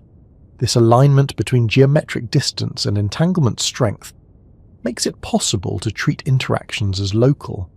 You can assume that what happens here mostly affects what is nearby, and only later influences what is far away. At smaller scales, or in more extreme situations, this alignment might break down.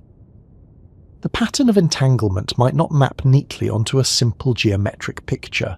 That could be another way of understanding why the smooth spacetime description begins to fail at very small distances, or near strong gravitational fields. There is also an interesting parallel here with how we think about networks in everyday life. In a social network, two people can be close in the sense that they share many mutual connections, even if they live on opposite sides of the world. Their closeness is not about physical distance, it is about the structure of their relationships. In an entanglement-based picture of space, physical closeness is like that. It is a way of summarizing how tightly different parts of the universe are linked at a deeper level. This analogy is not perfect, but it can make the abstract idea feel a bit more tangible. It suggests that space might be a map of connections rather than a container for objects. Another consequence of this view is that it changes how you think about the birth and evolution of the universe. In the early universe, shortly after the Big Bang, everything was packed into an extremely small region.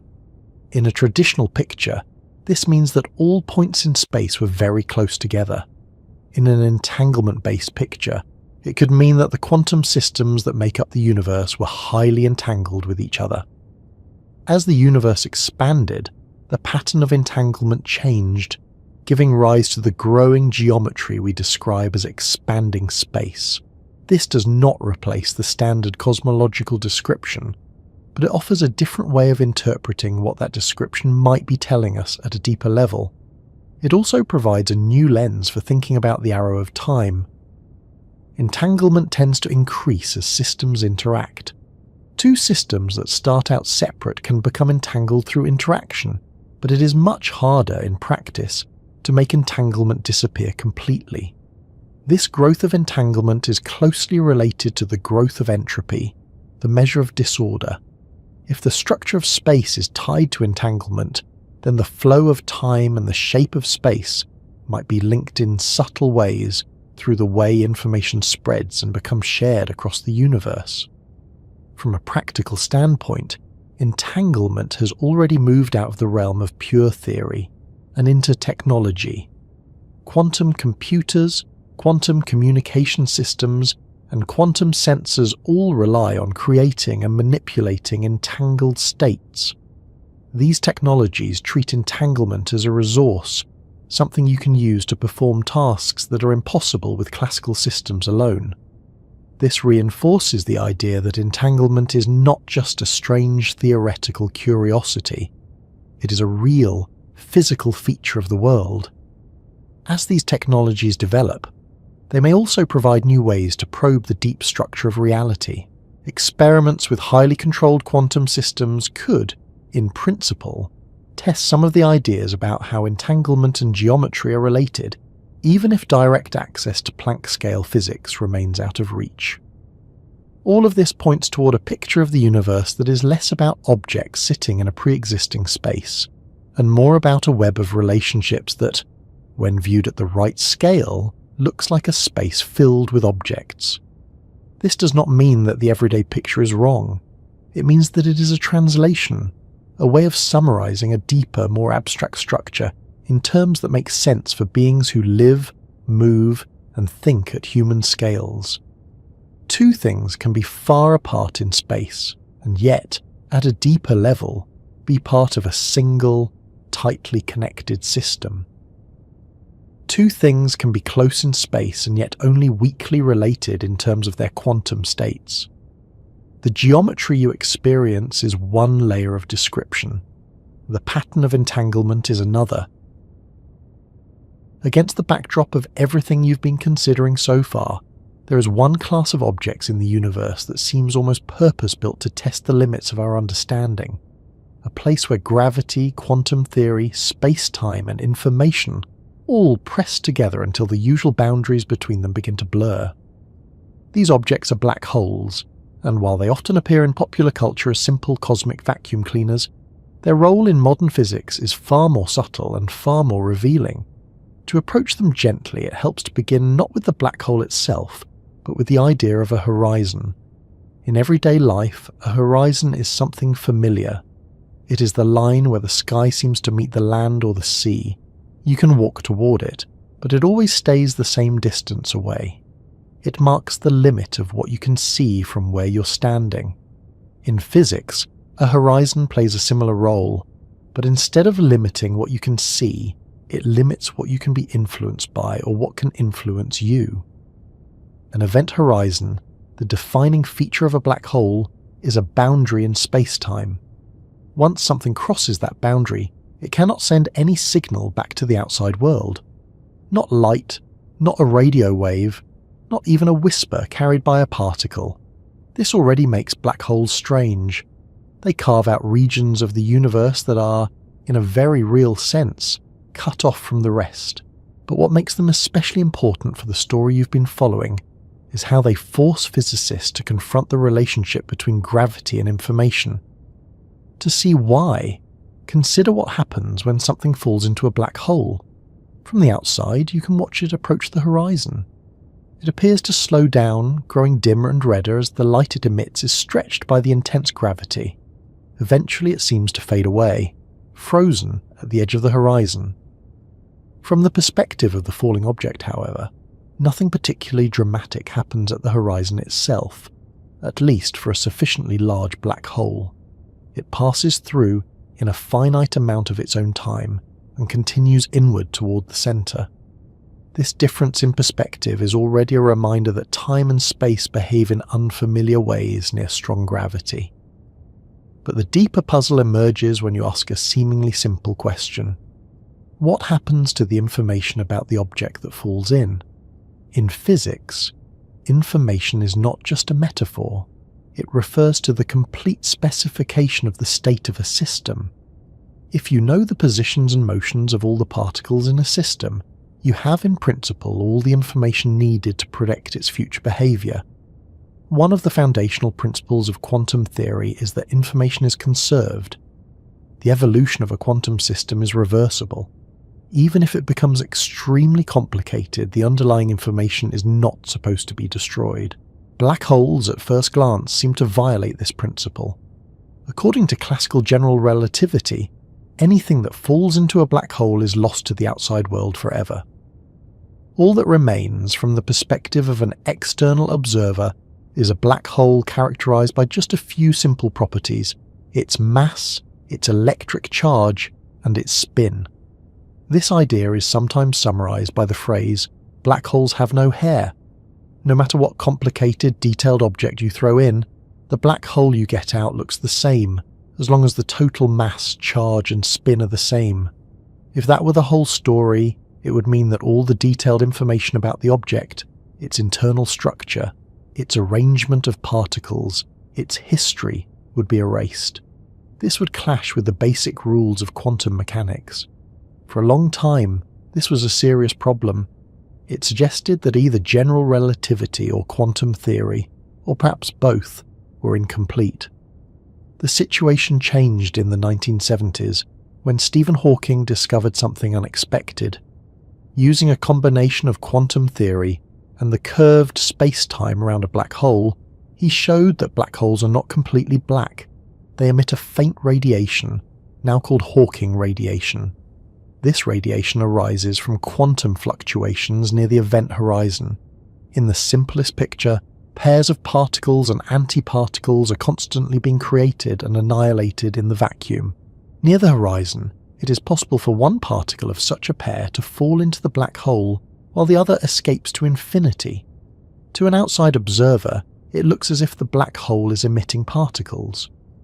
Over very long times, this process causes the black hole to lose mass and eventually evaporate. This discovery was remarkable for several reasons. It showed that black holes have a temperature. They obey laws of thermodynamics. They can be assigned an entropy. Entropy, as you may recall, is a measure of how many microscopic configurations correspond to the same macroscopic state. A system with high entropy can be arranged in many different ways internally, while still looking the same from the outside. The entropy of a black hole turned out to be proportional to the area of its event horizon, not its volume. This was a surprising result.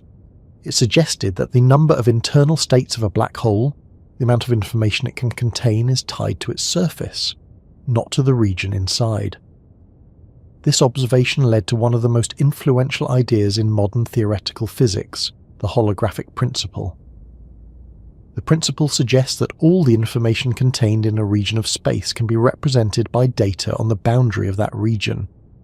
In the case of a black hole, the boundary is the event horizon. The detailed information about everything that has fallen in might be encoded in some way on that two-dimensional surface. This is a profound shift in perspective. It suggests that the three-dimensional world inside the black hole might be fully described by something living on a two-dimensional surface. More generally, it hints that the geometry of space itself might be a kind of projection from a more fundamental lower dimensional description. Returning to the problem of information loss, Hawking radiation seems to make the situation even more puzzling at first. If a black hole evaporates completely, and all that remains is a cloud of radiation, where did the information about the original matter go? If the radiation is purely random, then the information is lost, and quantum mechanics is violated. If the radiation somehow carries the information out, then the black hole is not as simple and featureless as the no-hair idea suggests. Over the decades, a great deal of work has gone into resolving this puzzle. While the details are still being actively debated, there is now broad agreement among many physicists that information is not destroyed by black holes.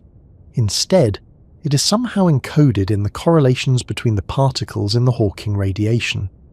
This means that, in principle, if you could collect all the radiation emitted by a black hole over its entire lifetime and analyze it with perfect precision, you could reconstruct the information about what fell in.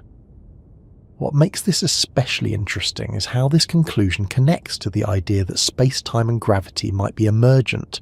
If information is preserved, and if it is encoded on the horizon, then the interior of the black hole and the space-time geometry associated with it might be secondary descriptions of a more fundamental, information-based structure.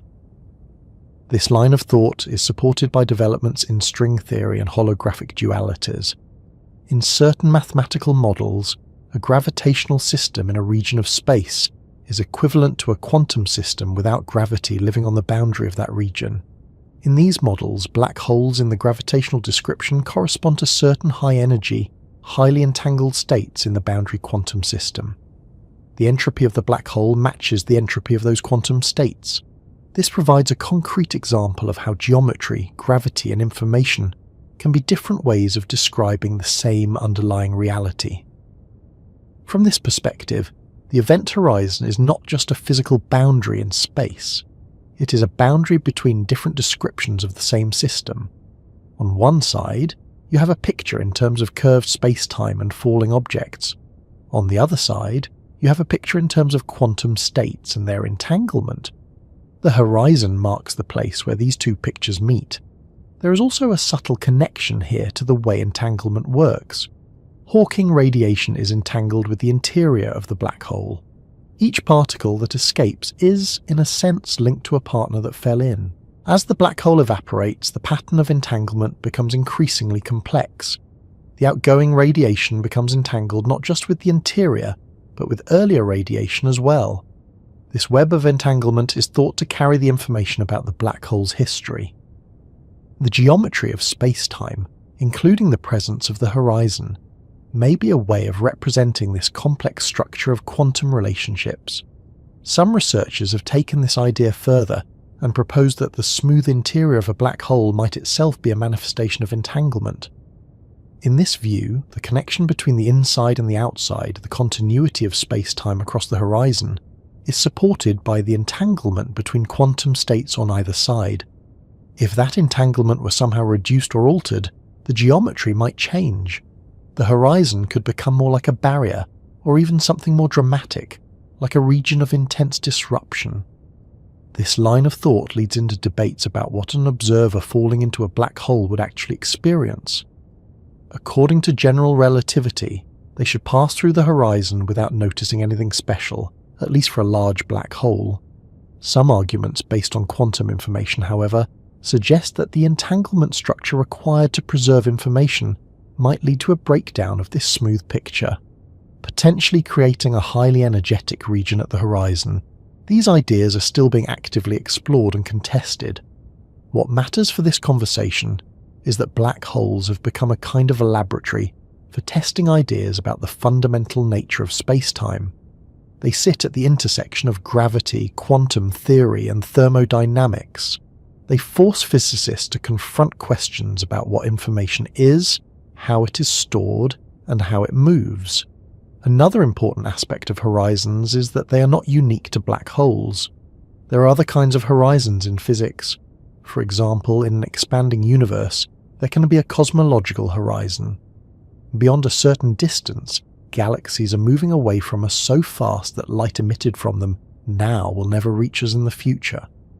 This means that there are regions of the universe that are, in practice, inaccessible to us, not because of a black hole, but because of the way space itself is expanding.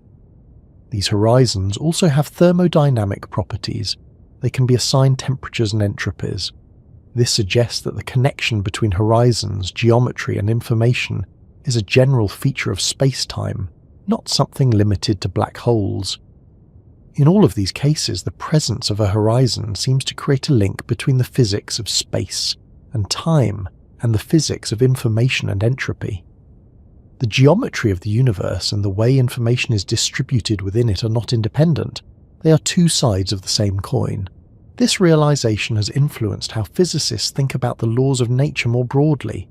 Instead of seeing them as rules that govern objects moving in space and time, some researchers now see them as rules that govern the flow and transformation of information. In this view, space and time become part of the way information is organized and processed at large scales. They are not the ultimate backdrop, but a kind of interface that emerges from deeper informational dynamics. From a more intuitive angle, you can think about how this changes the story of what it means for something to be inside or outside. In everyday life, those are geometric concepts. They are about where something is located. In the context of black holes and information, inside and outside also become informational concepts. They are about which degrees of freedom are accessible to which observers and how those degrees of freedom are correlated with each other. This adds a layer of subtlety to the idea of a boundary. The event horizon is not just a line in space, it is a line in the structure of what can be known and what can be influenced. This perspective can be extended beyond black holes.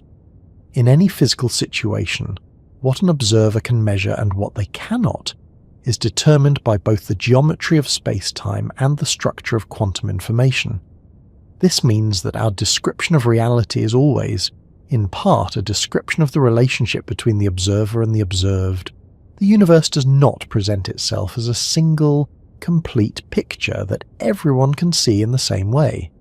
It presents itself through different windows shaped by horizons, motion, and the limits of measurement. All of this circles back to the idea that space-time might not be fundamental. If geometry is so tightly linked to information and entanglement, then it may be more accurate to think of space-time as a way of representing how information is organized in the universe, rather than as a basic ingredient from which everything else is built. Black holes in this sense are not just exotic objects at the edges of galaxies. They are signposts pointing toward a deeper understanding of what the universe is made of.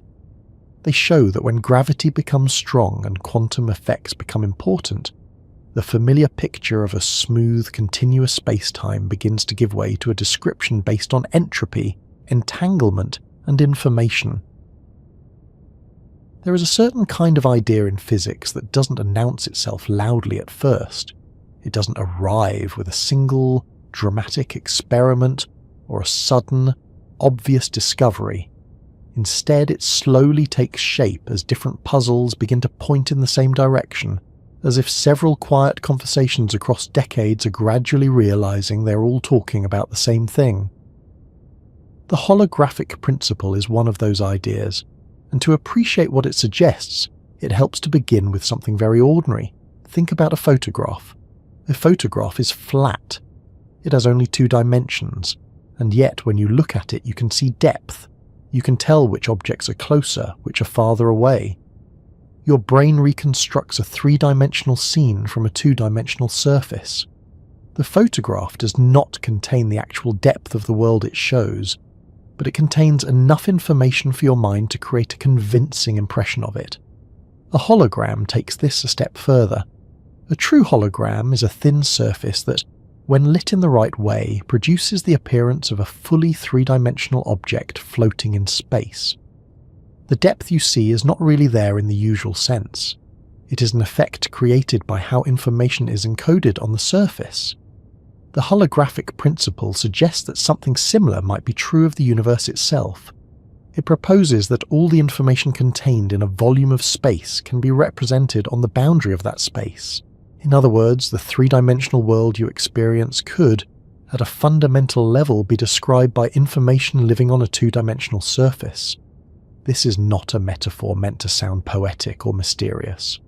It is a concrete claim about how the deepest description of physical systems might work.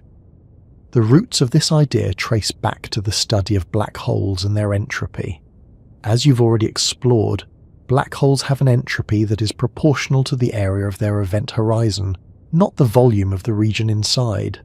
This is unusual. In most physical systems, the amount of information or entropy scales with volume. A larger box can hold more gas molecules, more possible configurations, more information. A black hole seems to break this pattern. Its information content appears to be tied to a surface, not a space. This led physicists to wonder whether this was a special feature of black holes or a hint of something more general. Could it be that, in any region of space, the maximum amount of information that can be stored is determined by the area of its boundary, not by its volume? If that is true, then our usual way of thinking about space as something that holds information inside it might be backwards. Instead, the boundary might be the primary place where information is encoded, and the interior might be a kind of derived concept. To see how this idea gained traction, it helps to look at a specific and highly influential example from theoretical physics.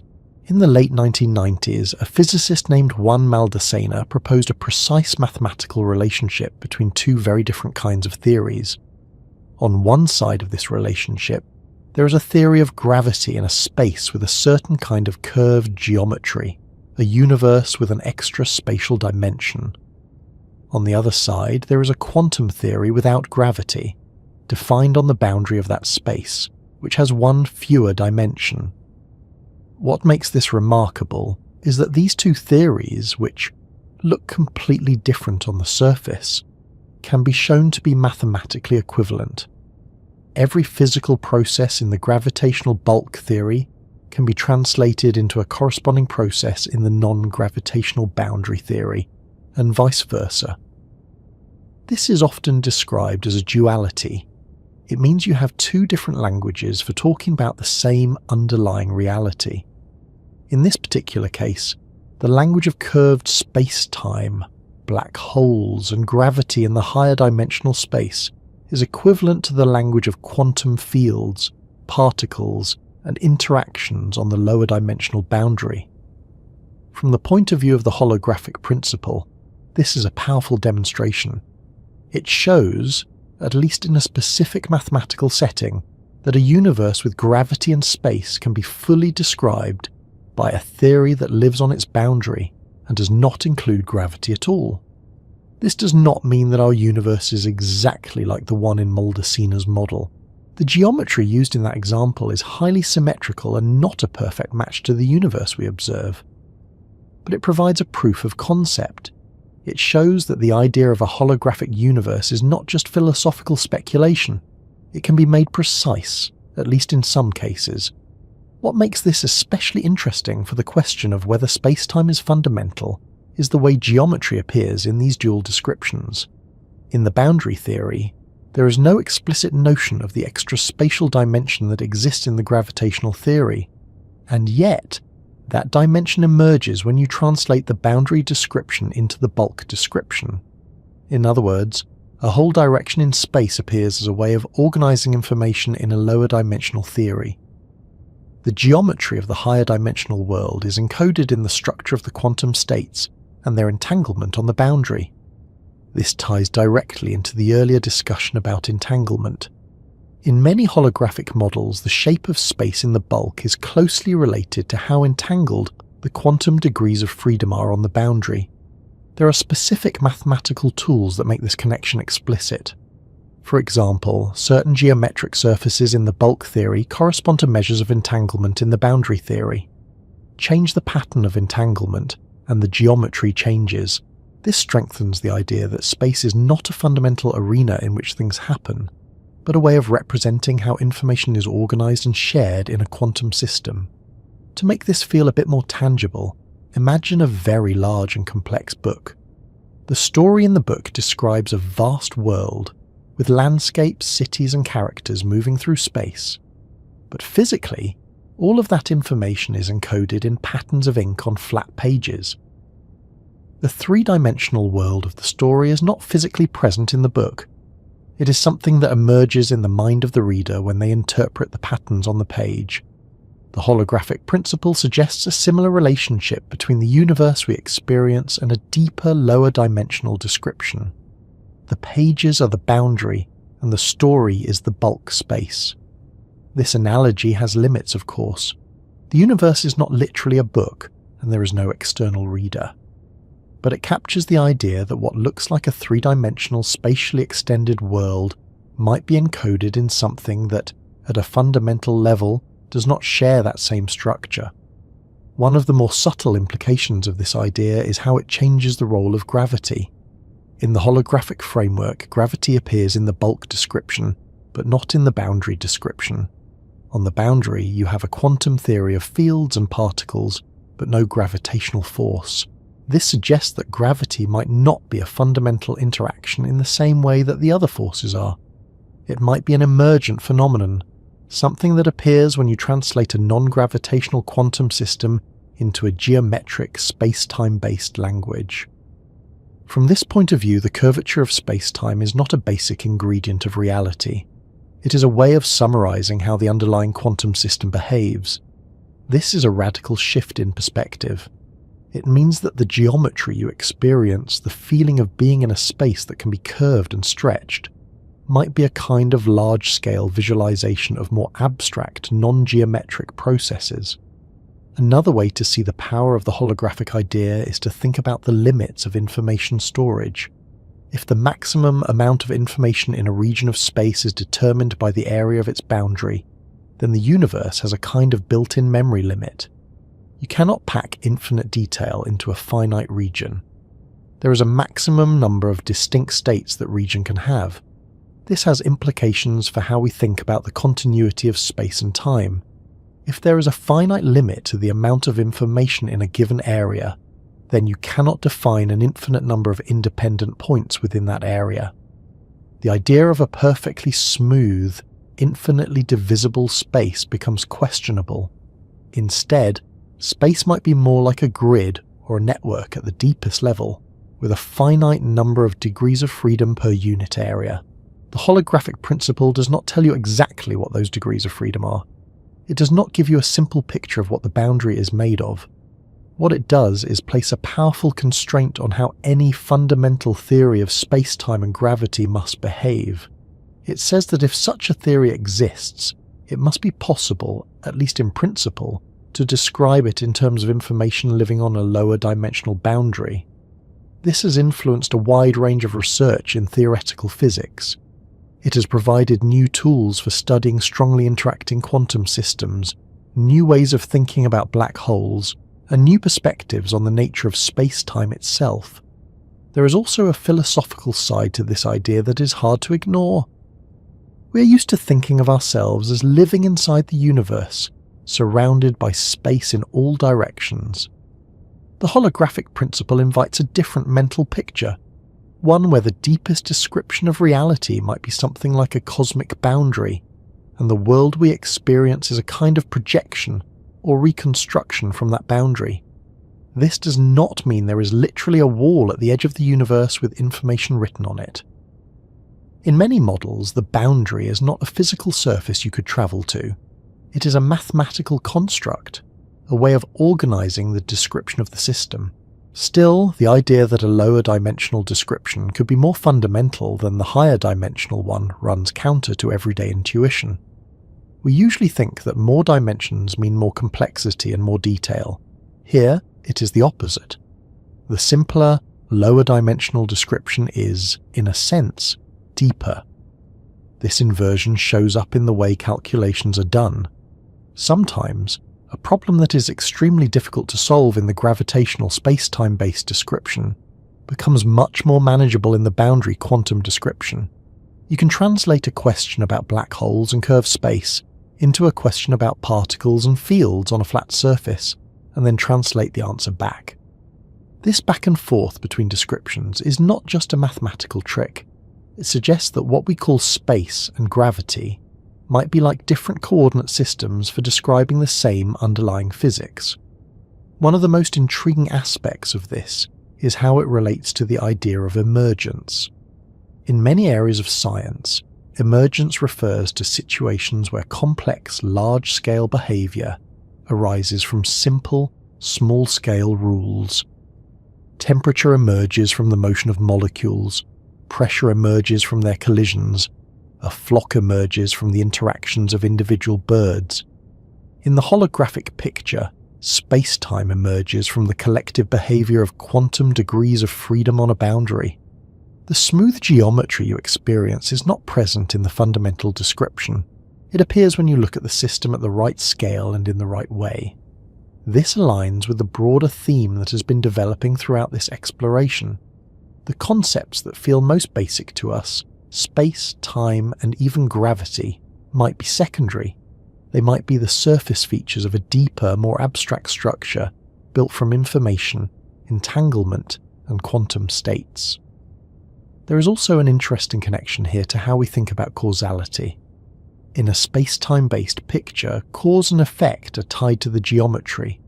Signals can only travel within certain regions defined by light cones. What can influence what is determined by the structure of space and time? In a holographic picture, causality might be tied more directly to the structure of the quantum system on the boundary. The pattern of interactions and correlations there determines what kinds of processes can occur in the bulk. This raises subtle questions about whether the familiar notion of cause and effect is itself emergent, a feature of the geometric description rather than a fundamental rule. Another area where the holographic idea has had an impact is in the study of complex quantum systems, such as those found in condensed matter physics. Some of these systems are very difficult to analyze using traditional methods. The holographic duality provides an alternative approach, mapping the problem onto a gravitational system that can be easier to work with in certain respects. This cross-pollination between different fields of physics is one of the more practical outcomes of the idea. It shows that thinking about the universe in terms of boundaries and dual descriptions can lead to new tools and new insights, even in areas that are not directly about cosmology or black holes. At the same time, it is important to keep a sense of balance. The holographic principle, powerful as it is not a proven description of our entire universe. It is a well-established feature of certain mathematical models, and it has passed many internal consistency checks. But whether it applies in a direct way to the cosmos we observe is still an open question. What it does provide is a glimpse of a possible direction. It shows that it is logically consistent for a world with space, time, and gravity to be fully described by something that does not, at a fundamental level, include those concepts. That alone is enough to challenge the idea that spacetime must be the ultimate foundation of reality. You might notice how the story has gradually shifted from asking what space and time are made of to asking how information is organized. The focus has moved from geometry to encoding, from distances to relationships. The holographic principle is one of the clearest expressions of that shift. It takes the idea that information and entanglement might underlie space-time and gives it a precise mathematical form. Rather than starting with a place, a surface, or a distance, it can be grounding to begin this part with a state of possibility. In quantum theory, before anything is measured, before anything is said to be here or there, now or later, a system is described by what it could be, not by what it definitively is. This description lives in a mathematical space that does not look like the physical space you move through. It is a space of states, of amplitudes, of relationships between different potential outcomes. From within that abstract landscape, a question has slowly taken shape in modern physics. How does the familiar, geometric world of directions, distances, and shapes arise from something that does not seem to contain any of those features at all? To get a sense of why this question matters, it helps to recall how geometry usually enters the story. In most physical theories, you begin by assuming that space exists as a kind of background. You assign coordinates, you define distances, You talk about fields and particles living at specific locations. Geometry is the framework that everything else fits into. The idea being explored here turns that order around. It asks whether geometry itself might be something that comes later, something that appears when quantum systems are arranged and connected in certain ways. One way to approach this is to think about how you might describe a group of people who are connected by friendships. You could draw a map of where they live, marking each person's house on a street. That would give you a geometric picture of the group, but you could also draw a different kind of map, one that ignores physical location and instead shows who is friends with whom.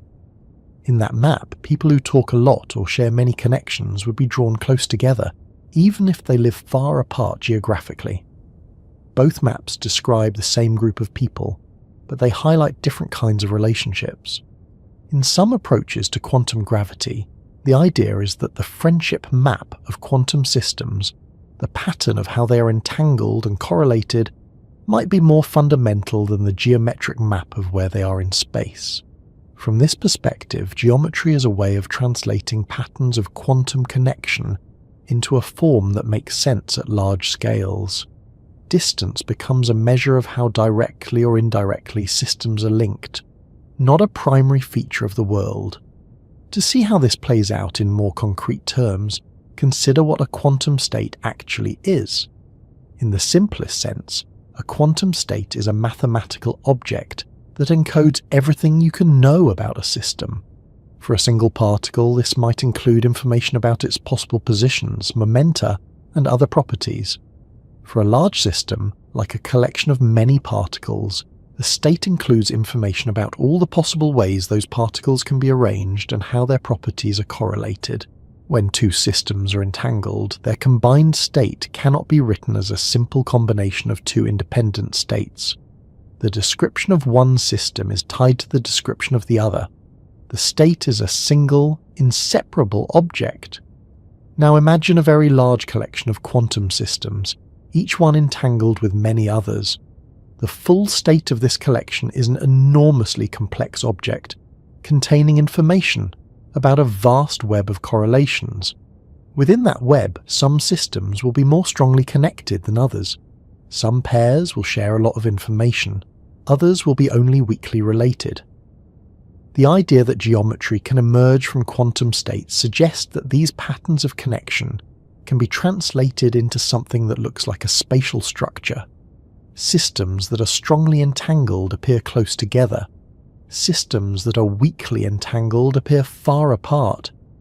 This is not just a loose analogy. In certain mathematical models, especially those inspired by holographic dualities, there are precise formulas that relate measures of entanglement in a quantum system to geometric quantities in a corresponding spacetime description. For example, there are situations where the amount of entanglement between two parts of a quantum system is proportional to the area of a surface in a higher dimensional space. Change the entanglement and the area changes. In this way, a geometric feature is directly tied to a quantum property. This provides a concrete sense in which geometry can be seen as emerging from quantum states. The shapes and sizes you would measure in the spacetime description are reflections of how information is shared in the underlying quantum system. It is worth pausing on how different this is from the usual picture. Normally, you would say that two particles are entangled because they are close enough to interact in space, or because they were created together at the same point in space and time. Space comes first and entanglement follows. Here, the order is reversed. Entanglement comes first, and space is something you infer from it. This shift has implications for how you think about the continuity of space.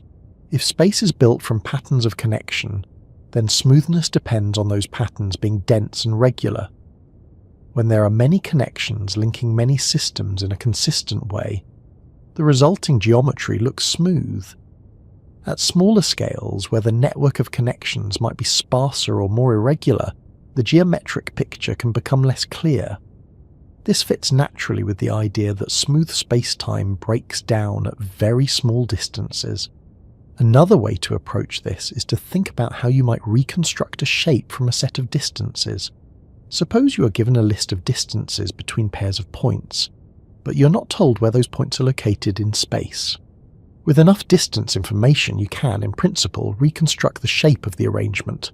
In the quantum case, the distances are not measured in meters. They are measures of entanglement or correlation. Given enough information about how strongly different parts of a system are linked, you can try to build a geometric picture that reflects those links. This is one of the goals of a field sometimes referred to as quantum geometry or emergent geometry. Researchers explore how to take a complex quantum state and extract from it a notion of shape, size, and connectivity.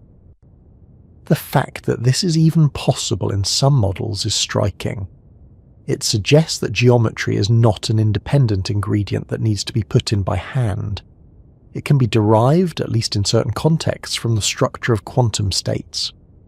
There is also an important connection here to the idea of coarse graining. In physics, coarse graining means ignoring fine details and focusing on large-scale behavior. For example, when you describe a gas by its temperature and pressure, you're ignoring the individual motions of all the molecules and looking at an average description. The geometry you experience might be a kind of coarse-grained description of a much more detailed quantum state. At that deeper level, there may be no simple notion of position or distance. Those concepts appear only when you average over many degrees of freedom and look at the system from far enough away in a conceptual sense. This helps explain why geometry feels so solid and reliable in everyday life. The underlying quantum state of the universe is enormously complex, involving countless degrees of freedom. When you look at large collections of them together, stable patterns emerge. Those patterns can be described in geometric terms. In this view, a straight line, a flat surface, or a curved space is not a fundamental entity. It is a summary of how a vast number of quantum connections are arranged. This also offers a new way to think about motion. In a traditional picture, an object moves through space over time. It follows a path, a world line, in spacetime. In an entanglement-based picture, motion can be seen as a change in the pattern of connections. As a system interacts with its surroundings, the way it is entangled with other systems changes. That changing pattern, when translated into geometric language, looks like movement through space. This is a subtle shift, but it has interesting consequences. It suggests that what you perceive as an object travelling from one place to another might be, at a deeper level, a continuous reshaping of its relationships with the rest of the universe. Another layer to this story comes from the role of symmetry. In physics, symmetries are deeply tied to conservation laws. The fact that the laws of physics look the same everywhere in space leads to the conservation of momentum. The fact that they look the same at all times leads to the conservation of energy. If geometry is emergent, then these symmetries might also be emergent. They might arise from regularities in the underlying quantum state. This does not mean that conservation laws suddenly stop working. It means that, at the deepest level, they might not be written into the fabric of reality as fundamental rules.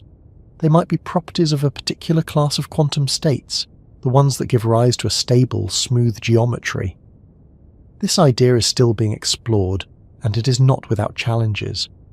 One of the difficulties is that the mathematical tools needed to describe large, strongly entangled quantum systems are extremely complex. Even with modern computers and sophisticated techniques, fully characterizing such states is a daunting task. Despite this, progress has been made in simplified models. For example, researchers study systems made of quantum bits arranged in networks, sometimes called tensor networks. These are mathematical structures that make it easier to describe how large quantum states are built from smaller pieces. In certain cases, the structure of a tensor network has a clear geometric interpretation.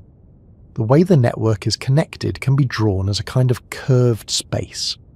The depth of the network corresponds to an extra spatial dimension. The entanglement between different parts of the system is represented by the links in the network. This provides a tangible example of how geometry can emerge from a purely quantum description. The network itself is not a space, it is a mathematical object. But when you look at its structure in the right way, it gives rise to something that behaves like a geometric space. These models are not perfect representations of the real universe, but they serve as laboratories where ideas about emergent geometry can be tested and refined. Another aspect of this story involves the role of observers. In quantum theory, what you observe depends on how you interact with the system. The state of a system is not just a property of the system alone. It is a description of how the system relates to the observer and the measurement process. If geometry is derived from quantum states, then the geometry you perceive might also depend, in some subtle way, on the kinds of measurements and interactions you are capable of making. This does not mean that everyone lives in a different space. At large scales, the geometry is robust. Different observers agree on distances and shapes to a high degree of precision. But at very small scales, or in extreme conditions, there might be multiple, equally valid geometric descriptions, corresponding to different ways of slicing up the underlying quantum state. This is a challenging idea, because it pushes against the notion of a single, objective spacetime that exists independently of any observer. Instead, spacetime becomes something like a shared interface, a way of organizing experience that emerges from a deeper observer-independent quantum reality. There is also an interesting connection here to the arrow of time. If geometry emerges from the structure of quantum states, then the flow of time might be tied to how those states change and become more entangled. In many physical processes, entanglement tends to increase. Systems that start out separate become linked through interaction. This increase in entanglement is closely related to the increase in entropy. If the shape of space is tied to entanglement, then the evolution of space and the flow of time might be two aspects of the same underlying process: the spreading and restructuring of information across the quantum state of the universe. This offers a different way to think about cosmology. The expansion of the universe, usually described in terms of galaxies moving apart in space, might also be described as a change in the pattern of entanglement among the universe's fundamental degrees of freedom. Again, this does not replace the standard cosmological picture. It adds another layer of interpretation, one that looks beneath the geometric description and asks what it might be summarizing. Another point worth considering is how this view affects the idea of locality. In a geometric picture, locality is about nearness in space. Systems that are close can interact.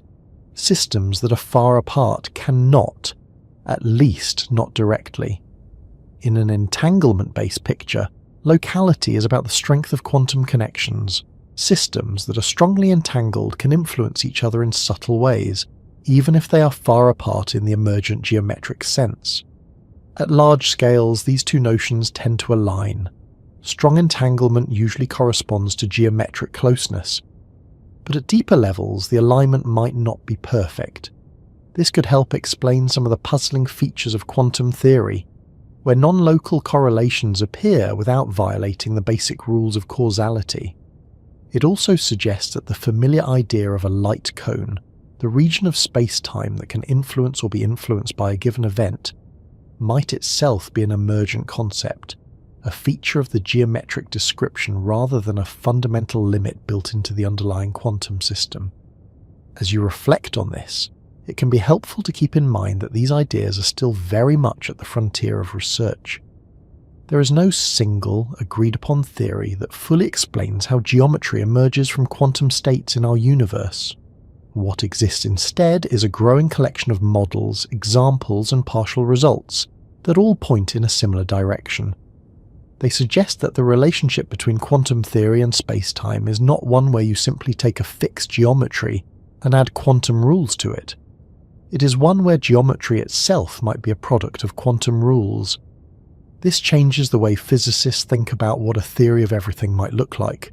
Instead of a single set of equations written on a space-time background, it might be a set of rules for how quantum information is structured and transformed, from which space, time, and gravity all follow as effective descriptions. There is something quietly elegant about this possibility. It suggests that the complexity of the universe, the vast sweep of galaxies, and the delicate structure of atoms might all be different expressions of the same underlying web of relationships. At the same time, it is a humbling thought. It implies that the world as we experience it, with its clear sense of here and there, before and after, might be a kind of translation, a way of making sense of something that is, at its deepest level, written in a very different language. Consider for a moment something as simple as warmth spreading through a room. You turn on a heater, and over time the air becomes more comfortable. No single molecule of air decides to carry heat from the heater to the far corner. Instead, countless tiny collisions between molecules gradually distribute energy throughout the space. The warmth you feel is not a fundamental force acting between objects. It is a collective behavior, a large-scale effect that emerges from many small local interactions. Some physicists have begun to wonder whether gravity might be similar in spirit, not a basic interaction written into the deepest layer of reality, but a large-scale emergent behavior that arises from the way information and entropy are organized in the universe. To appreciate how this idea takes shape, it helps to revisit what thermodynamics is really about. Thermodynamics does not concern itself with individual atoms or molecules. It deals with averages. It talks about temperature, pressure, and entropy, quantities that only make sense when you're looking at many particles together. Entropy, in particular, is a measure of how many microscopic arrangements correspond to the same macroscopic appearance. A neatly arranged deck of cards has low entropy. There are only a few ways to arrange it so that it looks ordered. A thoroughly shuffled deck has high entropy. There are many, many ways to arrange the cards so that they look random. In physical systems, entropy tends to increase. This is the essence of the second law of thermodynamics. Systems naturally evolve toward states that can be realized in many different microscopic ways. Now, connect this to gravity. Traditionally, gravity is described as a force between masses, or, in Einstein's language, as the curvature of spacetime caused by energy and matter. This description is geometric and local. It tells you how objects move in response to the shape of the space around them. The thermodynamic perspective asks a different kind of question. Instead of starting with forces or geometry, it starts with information and entropy. It asks how the number of possible microscopic configurations of a system changes as objects move and interact. One of the first hints that gravity and thermodynamics might be connected came from the study of black holes. As you've already seen, black holes have entropy. They have a temperature. They obey laws that look remarkably like the laws of thermodynamics. The area of a black hole's event horizon plays the role of entropy. The surface gravity at the horizon is related to temperature. When matter falls into a black hole, the total entropy, including the entropy of the black hole itself, increases. This parallel is not just a loose analogy. There are precise mathematical relationships that make the connection exact. Black holes behave in many respects like thermodynamic systems. This raises a natural question. If gravity, at least in the context of black holes, has a thermodynamic character, could that be true more generally? Could the equations that describe gravity be derived from thermodynamic principles? In the mid-1990s, a physicist named Ted Jacobson explored this idea in a striking way. He showed that, under certain assumptions, you can derive Einstein's field equations, the equations of general relativity, from a relationship that looks like the first law of thermodynamics, the law that relates changes in energy, temperature, and entropy. The basic idea is to imagine that every point in space-time has an associated horizon, similar to a black hole horizon, but on a very small local scale. You then apply thermodynamic reasoning to these horizons, relating the flow of energy across them to changes in entropy and temperature.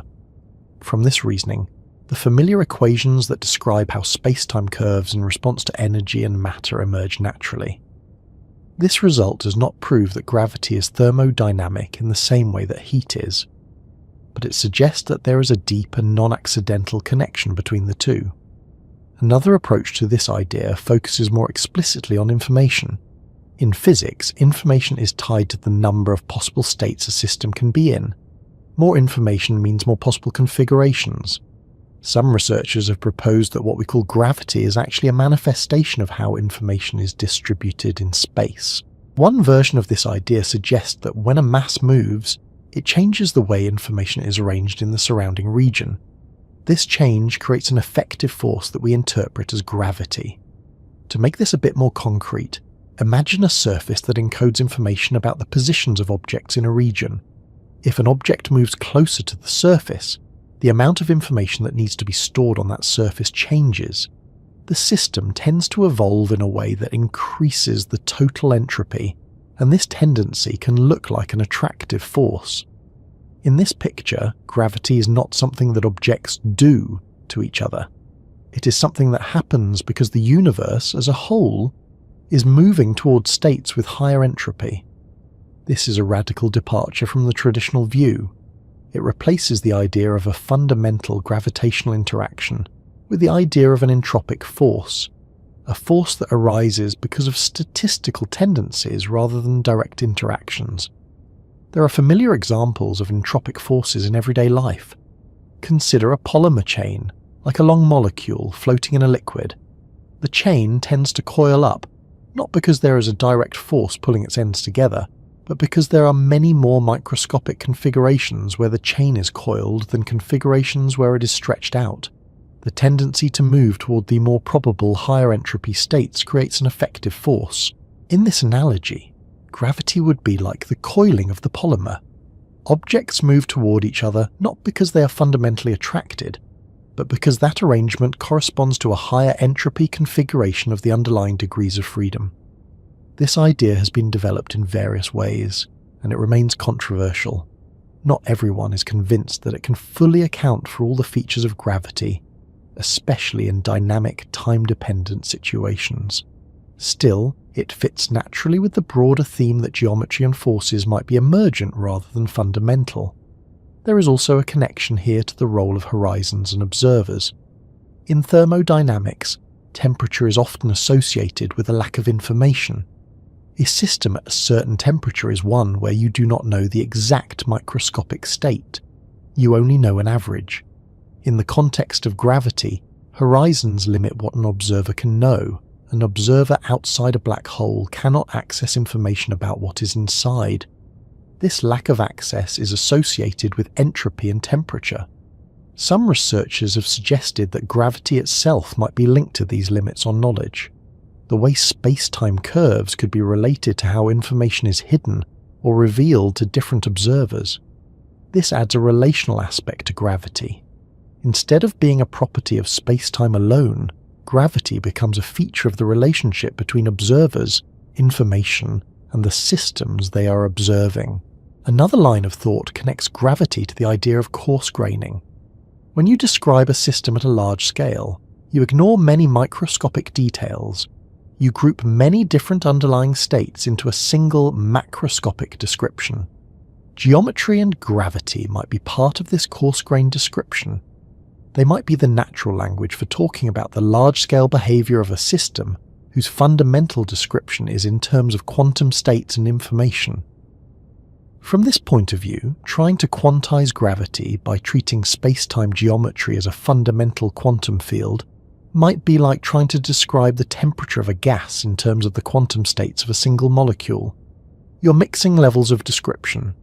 Instead, you might need to start with a theory of quantum information and then derive geometry and gravity as effective, large-scale concepts. This perspective also offers a different way to think about why gravity is so weak compared to the other fundamental forces. If gravity is not a fundamental interaction, but an emergent effect, its relative weakness might be a natural consequence of the fact that it only appears at large scales when many degrees of freedom are involved. The electromagnetic, strong and weak forces operate directly at the level of particles and fields. Gravity, in this picture, would operate at the level of collective behavior. This idea has not yet been turned into a complete predictive theory that can be tested in the same way as general relativity or quantum field theory. But it has influenced how many physicists think about the problem of quantum gravity. It has encouraged them to look for principles that govern information entropy and entanglement, and to see geometry and forces as consequences of those principles rather than as starting points. There is also an interesting connection here to cosmology. The universe as a whole has an entropy, and that entropy appears to be increasing over time. The expansion of the universe, the formation of structures like galaxies and stars, and the growth of black holes all contribute to this increase. If gravity is tied to entropy, then the large-scale evolution of the universe might be driven, in part, by informational and thermodynamic considerations, rather than just by geometric ones. This does not mean that the equations of general relativity are wrong. They work extremely well for describing the motion of planets, the bending of light, and the dynamics of galaxies. In this view, they are like the equations of fluid dynamics, which work extremely well for describing the flow of water, even though water is made of molecules. The equations capture the effective large-scale behaviour of a deeper, more detailed system. Another aspect of this idea involves the arrow of time. Thermodynamics is deeply connected to the direction of time. The second law, which states that entropy tends to increase, gives time a direction. It distinguishes the past from the future.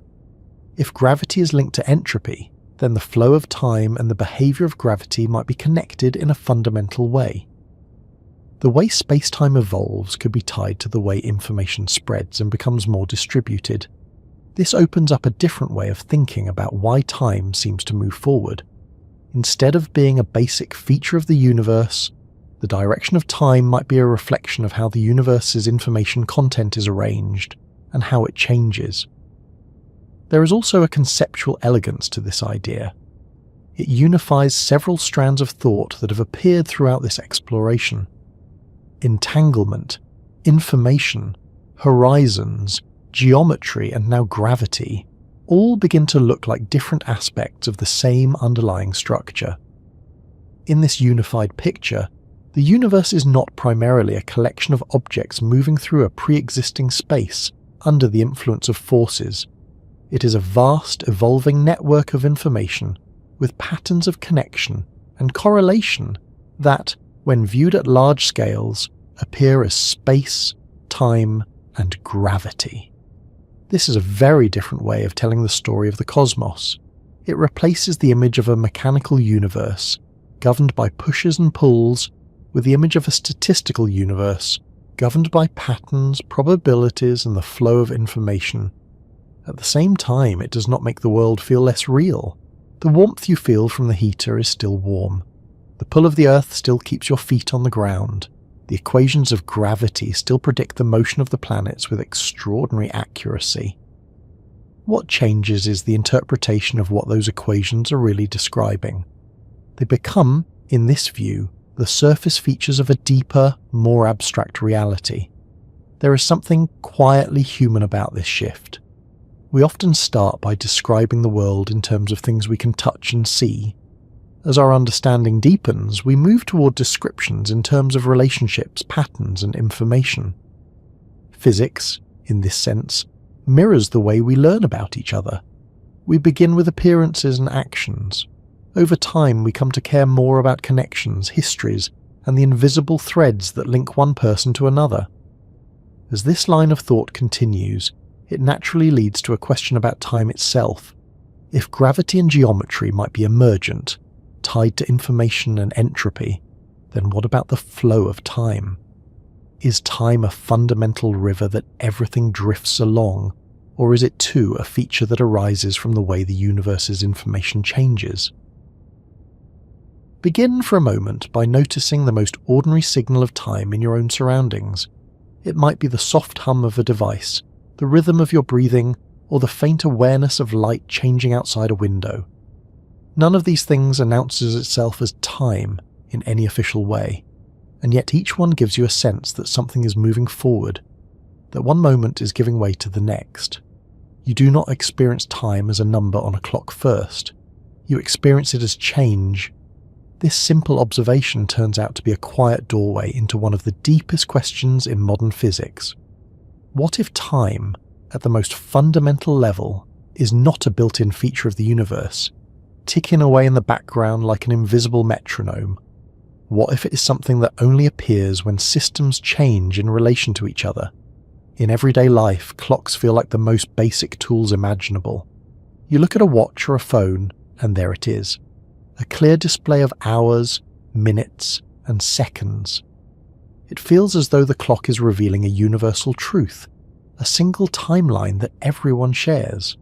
Physics, especially in its more advanced forms, tells a subtler story. Even in Einstein's theory of relativity, time is not universal. Two observers moving at different speeds, or sitting in different gravitational fields, will disagree about how much time has passed between the same pair of events. Time is woven into space-time, shaped by motion and gravity. Quantum theory pushes this strangeness even further. In many of the equations that describe quantum systems, time appears not as a physical quantity to be measured, but as an external parameter, something you use to label how a system changes, not something the system itself contains. This difference becomes especially sharp when you try to describe the entire universe as a quantum system. If the universe is everything that exists, then there is nothing outside it. There is no external clock you can refer to in order to say how the universe is changing. The usual role of time in the equations becomes ambiguous. This leads to what physicists often call the problem of time. In some attempts to combine quantum mechanics and general relativity into a single framework, the fundamental equations do not include time at all. They describe a static mathematical object, a kind of timeless state that encodes all possible configurations of the universe. From this perspective, the universe, at its deepest level, does not evolve. It simply is. At first, this sounds completely at odds with experience. You feel time passing. You remember the past. You anticipate the future. The idea that the fundamental description of reality might not include time seems to conflict with the most basic features of conscious life. The key to resolving this tension may lie in the idea of relational time. Instead of thinking of time as something that exists independently, you think of it as something that emerges from the relationships between systems. To see how this works, imagine two simple systems. One is a pendulum swinging back and forth. The other is a light that can turn on and off. You can describe the behavior of the light in terms of the pendulum. When the pendulum is at the left, the light is on. When the pendulum is at the right, the light is off. You do not need an external clock to make sense of this description. You're not saying that the light turns on at a certain number of seconds. You're saying that the light turns on when the pendulum is in a certain state. In this way, the pendulum acts as a clock for the light. Time is not a separate entity. It is a way of describing the correlation between the states of two systems. Now, scale this idea up to the universe as a whole. Instead of a single pendulum and a single light, you have countless systems, all interacting, all changing. You can pick some of them and use them as reference systems, as clocks, to describe the behavior of the others. The flow of time, in this view, is not something that exists independently. It is something you construct by tracking how different parts of the universe change in relation to each other. This relational idea fits naturally with the broader theme that space and geometry might also be emergent. Just as distance can be seen as a way of summarizing how strongly systems are connected, time can be seen as a way of summarizing how systems change together. There is also a strong connection here to the concept of entropy. As you explored earlier, entropy is a measure of how many microscopic configurations correspond to the same macroscopic appearance. It tends to increase over time in isolated systems. This increase in entropy gives time a direction. It distinguishes the past from the future. A broken glass does not spontaneously reassemble itself. A mixed-up deck of cards does not naturally return to perfect order. In a world without a fundamental clock, this arrow of time might be one of the key features that makes time feel real to us. Instead of being driven by an underlying ticking, the sense of flow could be driven by the way information spreads and becomes more distributed. From this perspective, the past is the set of states with lower entropy, fewer possible configurations. The future is the set of states with higher entropy, more possible configurations. The feeling that time moves forward is tied to the fact that the universe tends to move towards states that can be realized in more ways. This idea can be linked back to quantum entanglement. As systems interact, they tend to become entangled. Their states become correlated in more complex ways. This growth of entanglement is closely related to the growth of entropy. If the structure of space is tied to patterns of entanglement, and the flow of time is tied to the growth of entanglement, then space and time begin to look like two aspects of the same underlying process, the way information is structured and transformed across the universe. There is also a subtlety here about memory and records. When you remember something, you're not accessing the past directly. You're accessing a physical record in your brain, a pattern of neural connections that was shaped by earlier events.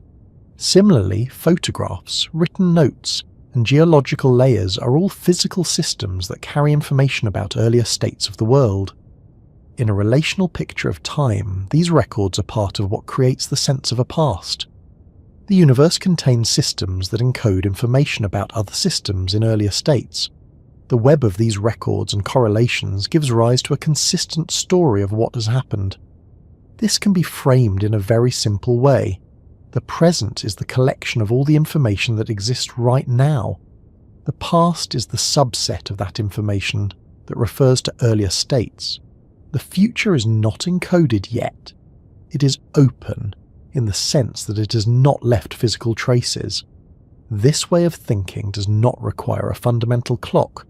It requires only that the universe has a structure that allows information to be stored, copied, and transformed. Another angle on this comes from the study of quantum cosmology, where physicists try to apply quantum theory to the universe as a whole. In some models, the fundamental state of the universe is described by a wave function that does not depend on time. Instead of evolving, this wave function encodes all possible configurations of the universe in a single timeless object. To recover a sense of time, you look at correlations within this wave function.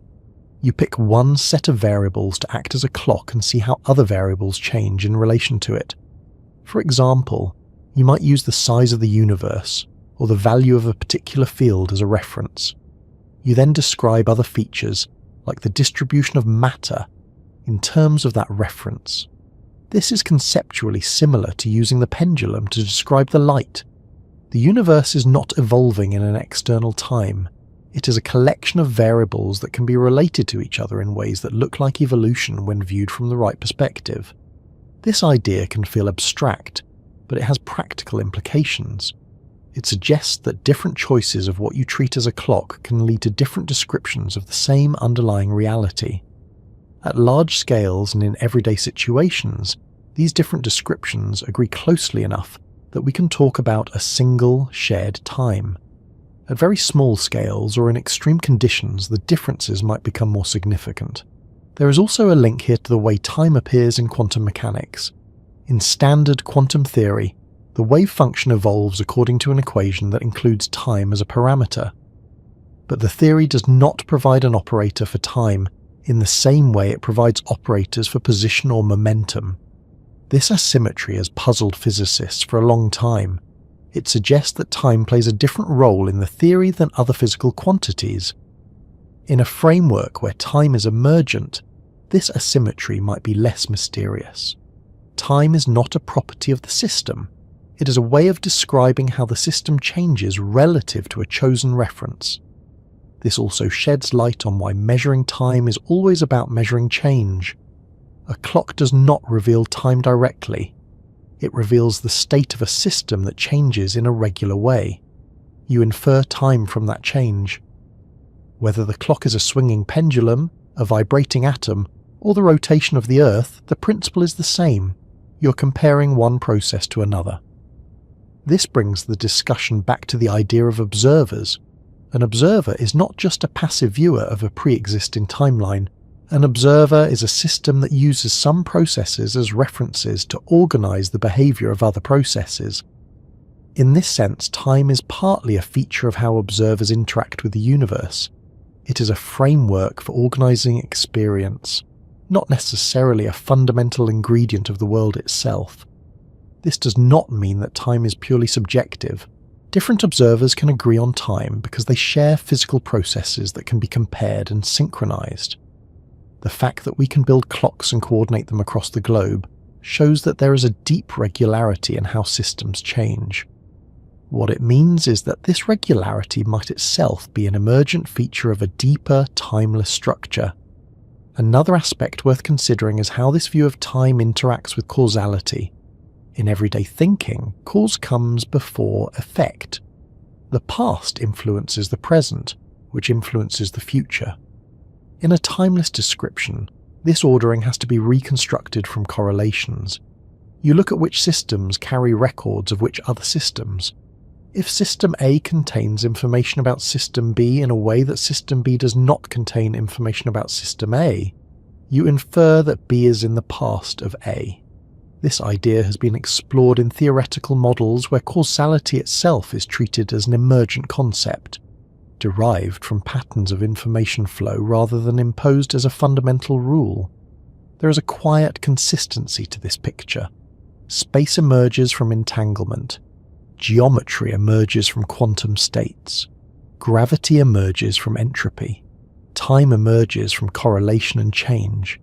Each of the concepts that feel most basic to human experience becomes, in this view, a large-scale feature of a deeper, more abstract structure. This does not make those concepts less meaningful. On the contrary, it can make them more interesting. It suggests that the familiar world of clocks and calendars, of mornings and evenings, is a kind of interface, a way of interacting with a universe that is, at its deepest level, organized very differently. There is also a philosophical resonance here. Many traditions, long before modern physics, have questioned whether time is a fundamental aspect of reality or a feature of human perception. Physics, in its own precise and mathematical way, has arrived at a similar question, not through introspection, but through the attempt to make its most successful theories fit together. Still, it is important to remember that these ideas are not settled. There is no single, widely accepted theory that fully explains how time emerges from a timeless foundation. What exists instead is a collection of models, arguments, and hints that all suggest that the role of time in our deepest theories might be very different from the role it plays in everyday life. This uncertainty is not a weakness. It is a sign that physics is probing a boundary, a place where familiar concepts start to lose their clarity and new ones are needed. You can notice how the story has slowly moved from the structure of space to the structure of connection, from the flow of forces to the flow of information, and now from the ticking of clocks to the pattern of change itself. If space and time are emergent, if they arise from deeper relationships and correlations, then what does it mean to say that you are in a particular place at a particular moment? Picture a quiet moment where two people are standing in the same place, watching the same scene, yet describing it in slightly different ways. One notices the colour of the sky, the other notices the temperature of the air. Neither is wrong. Each is simply bringing a different frame of attention to the same situation. In physics, this simple idea is taken to a much deeper level, where the description of reality itself can depend on the perspective of the observer and the reference frame they occupy. The notion of a reference frame is, at its core, a way of saying where you are and how you are moving when you make a measurement. It is a set of assumptions about your state of motion, your orientation, and the tools you're using to define distances and times. Without some kind of reference frame, the words here, there, now, and then lose their meaning. Long before Einstein, physicists already understood that motion is relative. If you are sitting in a train that moves smoothly along a track, you can toss a ball straight up and watch it come back down into your hand. To you, the ball moves straight up and down. To someone standing on the platform as the train passes by, the same ball traces a curved path through the air. The two descriptions are different, but both are valid within their own frames of reference. Einstein took this idea and elevated it to a foundational principle. In special relativity, The laws of physics are the same in all inertial reference frames, meaning all frames that are moving at constant speed relative to each other. What changes from one frame to another are the measurements of space and time. Two observers moving relative to each other can disagree about how long a process took or how far apart two events were. They can even disagree about whether two events happened at the same time. There is no single, universal clock that everyone shares. This alone reshapes the way you think about reality. It suggests that space and time are not absolute backgrounds. They are part of the way different observers organize their experiences. General relativity extends this idea further. It says that reference frames are not just defined by motion, but also by gravity. An observer standing on the surface of the Earth experiences time differently from an observer far out in space, away from any massive objects. Clocks tick at different rates depending on the gravitational field they're in. This is not just a theoretical curiosity, it has practical consequences.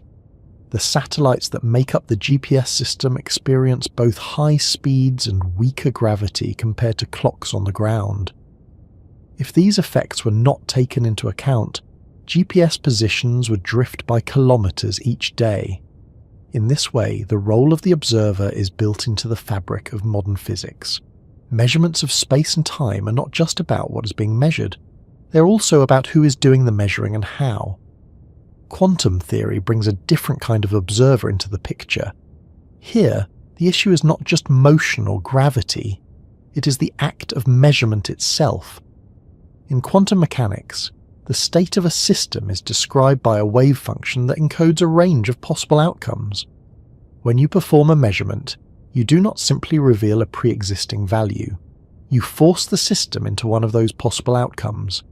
This raises a subtle question. What exactly counts as an observer? Is it a conscious being? Is it a measuring device? Is it any physical system that can become correlated with the system being measured? Different interpretations of quantum theory answer this question in different ways. Some treat the wave function as a tool for calculating probabilities and view measurement as an update of information. Others treat the wave function as a real physical object and see measurement as a physical process that changes the state of the system. What they all agree on is that the act of observation cannot be cleanly separated from what is being observed. The observer is part of the story, not a detached spectator. When you combine this with the ideas you've been exploring about emergent spacetime, the role of the observer takes on a new dimension. If space and time themselves are not fundamental, but arise from deeper relationships, then the way an observer defines their reference frame might be part of how that emergence takes place. In other words, reality might not come with a built-in grid of coordinates. The grid might be something that observers, as physical systems within the universe, help to establish through their interactions and measurements. To see how this could work, consider again the idea of relational time. You do not measure time directly, you measure the change of one system relative to another. A clock is just a system that changes in a regular way. In the same spirit, you do not measure position directly. You measure the relationship between an object and something else, such as a ruler, a landmark, or another object. In this relational view, there is no absolute here or now. There are only relationships between systems. One system is here relative to another.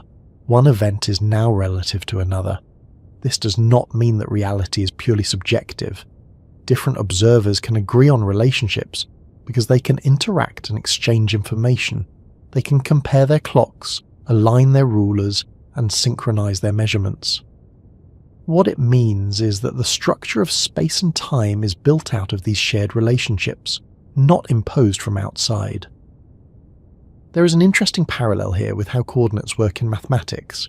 You can describe the same geometric shape using many different coordinate systems. You can use Cartesian coordinates, polar coordinates, or something more exotic. The shape itself does not depend on the coordinates you choose, but the way you describe it does. In physics, reference frames play a similar role. The underlying physical processes are the same, but the way you describe them depends on the frame you choose. When spacetime is treated as fundamental, this is mostly a matter of convenience. You pick a frame that makes the equations easier to work with. When spacetime is treated as emergent, the choice of frame might be more deeply connected to how the geometry itself is defined. This becomes especially interesting in quantum gravity, where the distinction between the system and the observer can become blurred. If the entire universe is a quantum system, then any observer is part of that system. There is no external vantage point. This raises the question of how to define an objective description of reality when every description is made from within. One way physicists approach this is by focusing on what different observers can agree on. Even if two observers describe a situation in different ways, there are quantities they can both measure and compare. These are often called invariants. In special relativity, for example, different observers can disagree about distances and times, but they agree on the space-time interval between events. In quantum theory, different observers can describe a system using different bases, but they agree on probabilities for measurement outcomes. These shared features provide a kind of common ground. They are aspects of reality that do not depend on a particular frame of reference. In an emergent space-time picture, these invariants might play an even more fundamental role. Instead of being derived from geometry, they might be the building blocks from which geometry is constructed. Another way to look at this is through the lens of information. An observer is a system that can store and process information. When an observer measures something, they create a correlation between their own state and the state of the system they are observing. This correlation is a physical process. It involves the exchange of energy, the alignment of states, and the creation of records. From this perspective, an observation is not just a mental act. It is a physical interaction that changes the structure of the universe, however slightly. If the geometry of space is tied to patterns of entanglement and information, then each observation, by changing those patterns, could be seen as contributing to the ongoing construction of space-time. This does not mean that observers are creating the universe in a dramatic, conscious way. It means that, as physical systems embedded in the universe, they participate in the network of interactions that give rise to its large-scale structure. There is also a connection here to the idea of coarse graining. An observer cannot access all the microscopic details of a system. They see only a limited, averaged picture. The geometry and physical laws they infer are descriptions of that average picture. Different observers, with different capabilities and limitations, might infer slightly different effective descriptions. At everyday scales, these differences are negligible. The world appears consistent and shared. At more extreme scales, or in more abstract models, the differences might become more pronounced. This leads to the idea that reality might have multiple, equally valid descriptions, each suited to a particular class of observers. This is already familiar in physics. A fluid can be described in terms of molecules or in terms of pressure and flow. Both descriptions are correct. They apply at different scales and to different kinds of questions. In the context of space-time and quantum theory, one description might be geometric and continuous. Another might be informational and discrete. The observer's role is to choose, often implicitly, which description is most useful for the situation at hand. There is also a subtle connection here to the concept of locality. In a geometric picture, locality is defined by distance. Systems that are close can interact. Systems that are far apart cannot, at least not directly. In an informational picture, locality might be defined by the strength of correlations. Systems that are strongly entangled are close in an informational sense, even if they are far apart in the emergent geometric sense. An observer's reference frame might determine which notion of closeness is most relevant. In everyday life, geometric closeness dominates. In quantum experiments, informational closeness can become more apparent. This dual notion of locality highlights how the observer's tools and perspective shape what they consider to be real and relevant. Another area where the role of the observer becomes important is in cosmology. When you look at the universe on the larger scales, you're not seeing it as it is now. You're seeing it as it was when the light you observe was emitted. This means that your picture of the cosmos is a kind of historical record. Different observers, located in different parts of the universe, will have different observable horizons. They will have access to different portions of the cosmic history. This is a large-scale version of the same principle that appears in black hole physics, where horizons limit what information is available to an observer. In all of these cases, the structure of what can be known is tied to the observer's position, motion, and capabilities. Reality as experienced is always filtered through a particular perspective. This does not mean that there is no underlying reality. It means that any description of it is necessarily partial. There is also a connection here to the idea of reference frames in more abstract spaces.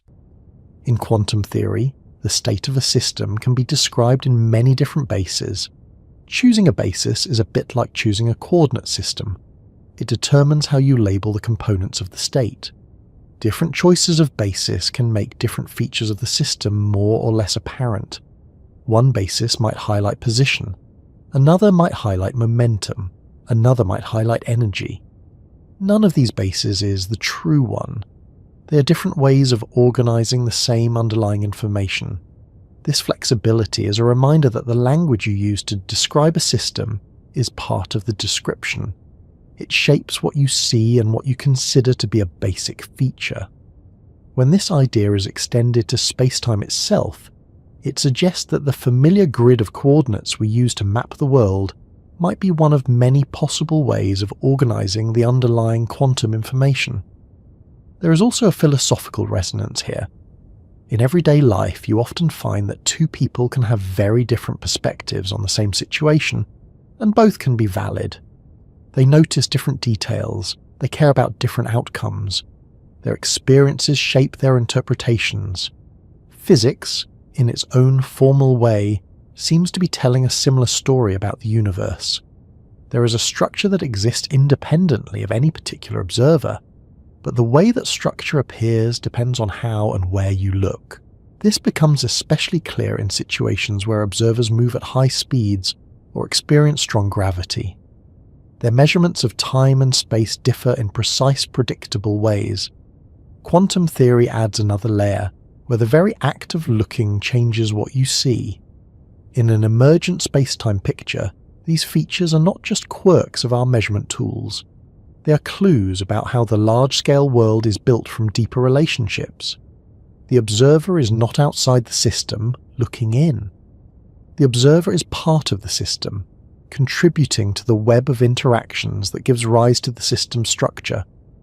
This idea can feel unsettling because it challenges the image of a detached, objective viewpoint, but it can also feel quietly inclusive.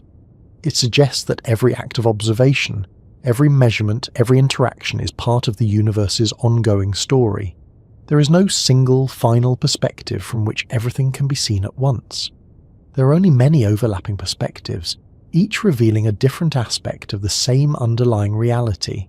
Space emerges from connection. Time emerges from change.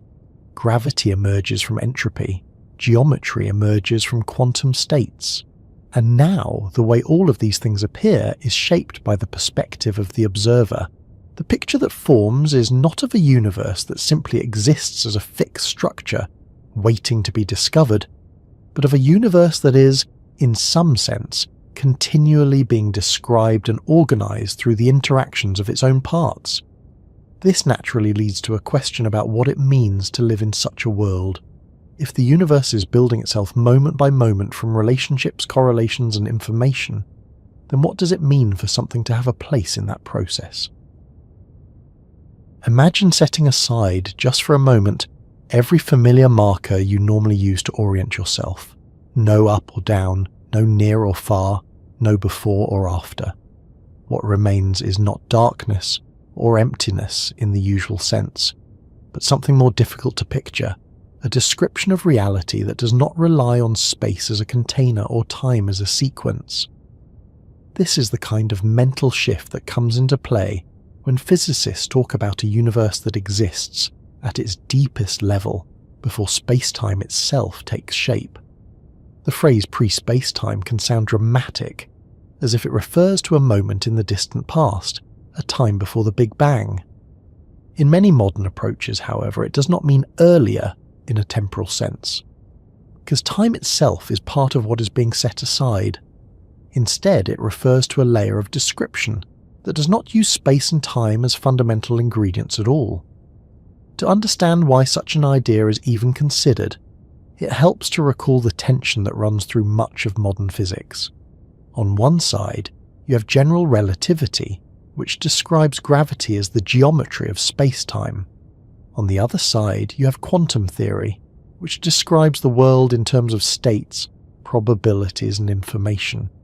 Each works extremely well in its own domain. When you try to combine them, the usual picture of a smooth, continuous space-time begins to strain and in some cases break down. At very small scales, near what is known as the Planck length, the fluctuations predicted by quantum theory become so strong that the idea of a well-defined geometry loses its clarity. Distances and durations stop being sharply defined. The notion of a point in space or an instant in time becomes fuzzy. This has led many researchers to suspect that space-time, as we know it, is not part of the most basic description of reality. Instead, it might be something that emerges when you look at a deeper structure from a certain perspective or at a certain scale. So what might that deeper structure be like? One way to approach this question is to think in terms of relationships rather than locations. Instead of imagining a set of points arranged in space, imagine a collection of elements that are connected in various ways. What matters is not where an element is, but how it is linked to others. This kind of picture shows up in several different theoretical frameworks. In some, the fundamental ingredients are abstract entities sometimes called nodes, events, or quantum systems. These elements are connected by links that represent interactions, correlations, or flows of information. The structure formed by these links can be thought of as a network or a graph. The network itself does not live in space. It does not have distances or directions in the usual sense. It simply has connections. From this network, something that looks like geometry can be reconstructed. If many elements are tightly connected to each other, they can be grouped into what appears, at a larger scale, to be a region of space. If two groups of elements are only weakly connected, they can appear far apart. In this way, distance becomes a measure of connectivity rather than a fundamental property. Another approach begins with quantum states. Instead of a network of nodes, you start with a large, complex quantum system described by a single global state. This state encodes all the possible ways the system can be configured and how its parts are correlated. Within this state, there are patterns of entanglement. Some parts of the system share a lot of information, others share very little. By analysing these patterns, you can sometimes extract a notion of geometry. Regions of strong entanglement correspond to regions that look close together in an emergent space. Regions of weak entanglement correspond to areas that look far apart. In this view, a pre-space-time universe is not a place. It is a state. It is a mathematical object that contains information about how different degrees of freedom are related, but not about where they are in a geometric sense. There are also models that treat the fundamental structure as something like a causal network. In these, the basic elements are events, and the links between them represent which events can influence which others. This kind of structure does not require a pre-existing notion of time. It only requires a notion of ordering. One event can come before another if it can influence it. Another pair of events might be unrelated, neither influencing the other. From this partial ordering, something that looks like time can emerge. You can define a sequence of events along a chain of influence and treat that as a timeline. Different chains can give rise to different timelines, corresponding to different observers or reference systems. Similarly, by looking at how many events are linked to a given event and how those links are arranged, you can begin to reconstruct something that behaves like spatial geometry. These ideas suggest that a pre-space-time universe might be more like a set of rules for how things can be related than like a stage on which things happen. There is also an approach that starts from the idea of information as the most fundamental ingredient. In this view, the universe is, at its deepest level, a vast collection of informational degrees of freedom. These could be thought of as bits, or quantum bits, although they are not necessarily bits in the computer science sense.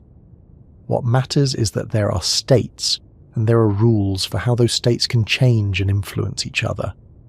From these rules, patterns emerge. Some patterns are stable.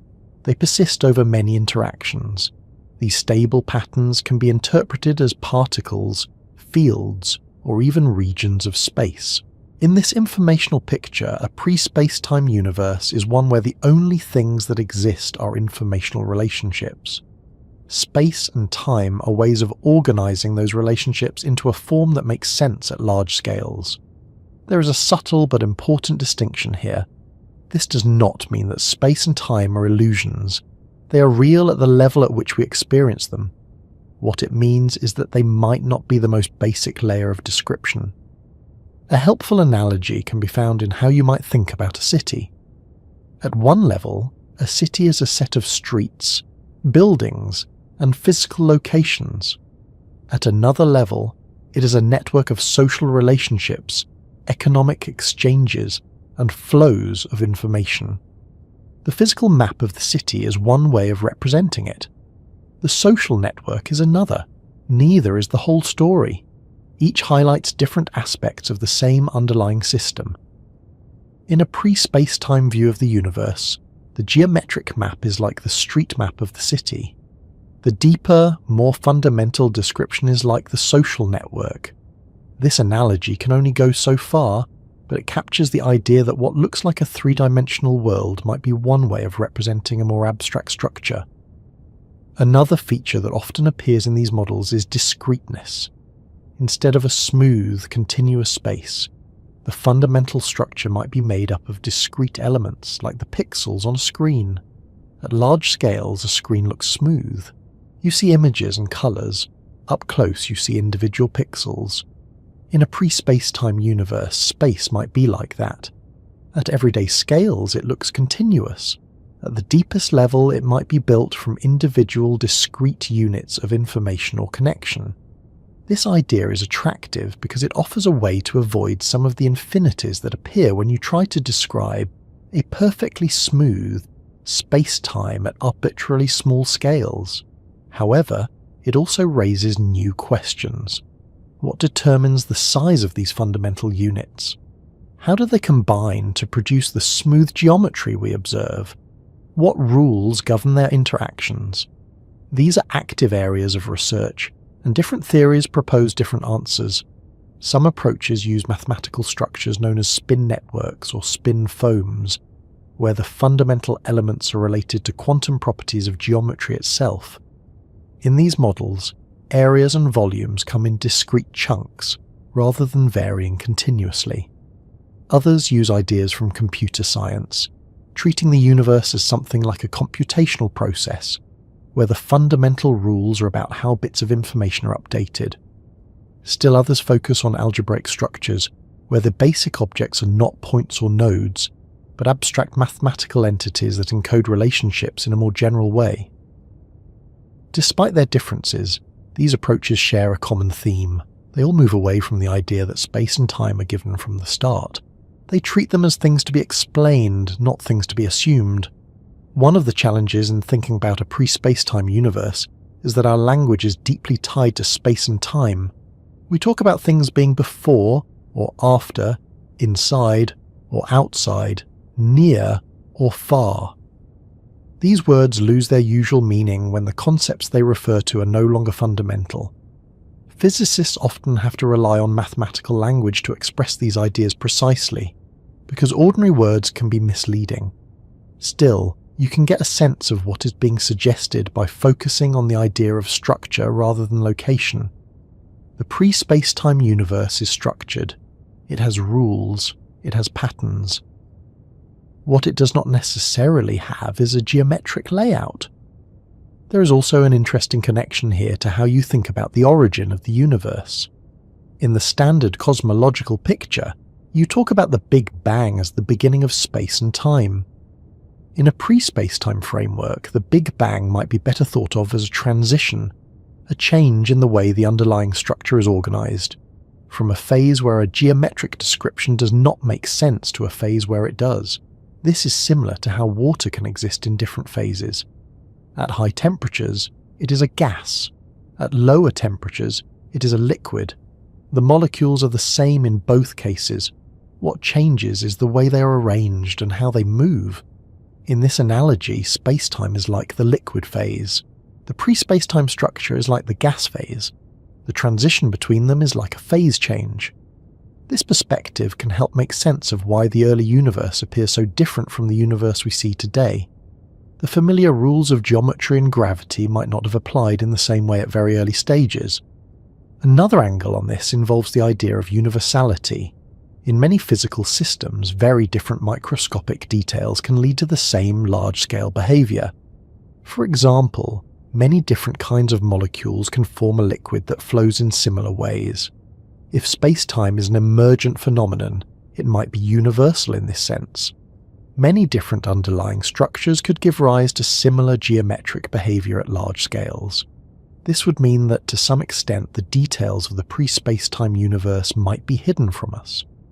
What we can observe is the emergent geometry and the effective laws that govern it. This is both a limitation and an opportunity. It means that direct tests of pre-spacetime theories might be very difficult. It also means that the large-scale structure of the universe could provide clues about the deep underlying rules, even if those rules are not directly accessible. There is also a link here to the idea of renormalization, a technique used in physics to connect descriptions at different scales. Renormalization allows you to start with a detailed microscopic theory and derive an effective large-scale theory that ignores fine details. In the context of spacetime, one can imagine a similar process, where you start with a pre-spacetime description and, by averaging over many degrees of freedom, arrive at a smooth geometric picture. This process of averaging and simplification could be what gives rise to the familiar laws of gravity and motion. Another aspect worth considering is how matter and energy fit into a pre-spacetime picture. In the usual view, matter exists in space and time. In a pre-spacetime view, matter might be another kind of emergent pattern. Particles could be stable, repeating structures in the underlying network or state. Fields could be collective modes of many underlying elements. This aligns with the idea that what we call stuff and what we call space might both be emergent from the same deeper substrate. In this sense, the distinction between matter and geometry becomes less sharp. Both are different ways of organizing the same underlying degrees of freedom. This can help explain why, in general relativity, matter tells spacetime how to curve, and spacetime tells matter how to move. They are not completely separate. They are two aspects of a single coupled system. In a pre-spacetime framework, that coupling might be a reflection of the fact that both matter and geometry arise from the same underlying structure. There is also a conceptual shift here in how you think about nothing. In everyday language, empty space is often thought of as nothing. In physics, even empty space is full of fields and fluctuations. In a pre-spacetime view, what lies beneath space might be even more active. It might be a dense web of information, connections, and potential interactions. The emergence of space and time from that web would then be a kind of simplification, a way of organizing a complex abstract structure into a form that can be navigated and described. This is a striking reversal of the usual intuition. Instead of thinking of space as a container that holds everything, you think of space as something that emerges from the relationships between things. As you sit with this idea, you might notice how it changes the feel of the word universe. It no longer refers just to a vast expanse of space filled with galaxies. It refers to a totality of relationships, states, and possibilities. The visible cosmos becomes one layer of a much deeper structure, like the surface of an ocean that hints at the currents and depths below. The final piece of this picture often returns to the role of observers. If space-time is emergent, then what observers experience as space and time depends on how they interact with the underlying structure. Different kinds of observers, with different capabilities and limitations, might carve out different effective geometries from the same pre-space-time substrate. At human scales, these differences wash out, and a shared, stable world appears. At more extreme scales, the differences might become more noticeable. This brings the exploration full circle. You started with the idea that space and time might not be fundamental. Along the way, you encountered entanglement, information, entropy, and emergence. Now, in the idea of a pre-space-time universe, all of these threads come together. The picture that forms is not of a universe that begins with the stage and then fills it with actors. It is of a universe that begins with relationships, rules, and patterns, and from those, gradually builds something that looks like a stage. From that stage arise distances, durations, forces, and histories. From those arise the familiar world of stars, planets, and living beings who can look out and wonder where they are and when they are. Step back for a moment from the details, the equations, and the careful language of theory, and consider the position you now find yourself in. After moving through ideas about entanglement, emergence, information, and the possibility of a reality beneath space and time, you're standing at a kind of conceptual edge. Not an edge in the sense of a physical boundary you could point to on a map, but an edge in understanding, where the questions begin to outnumber the answers, and where the tools of physics start to feel both powerful and incomplete at the same time. This is what it means, in a very practical sense, to be at the frontier of fundamental physics. It is not a single place or a single theory. It is a shifting region of inquiry where established ideas are stretched, tested, and sometimes set aside in favour of new ways of thinking.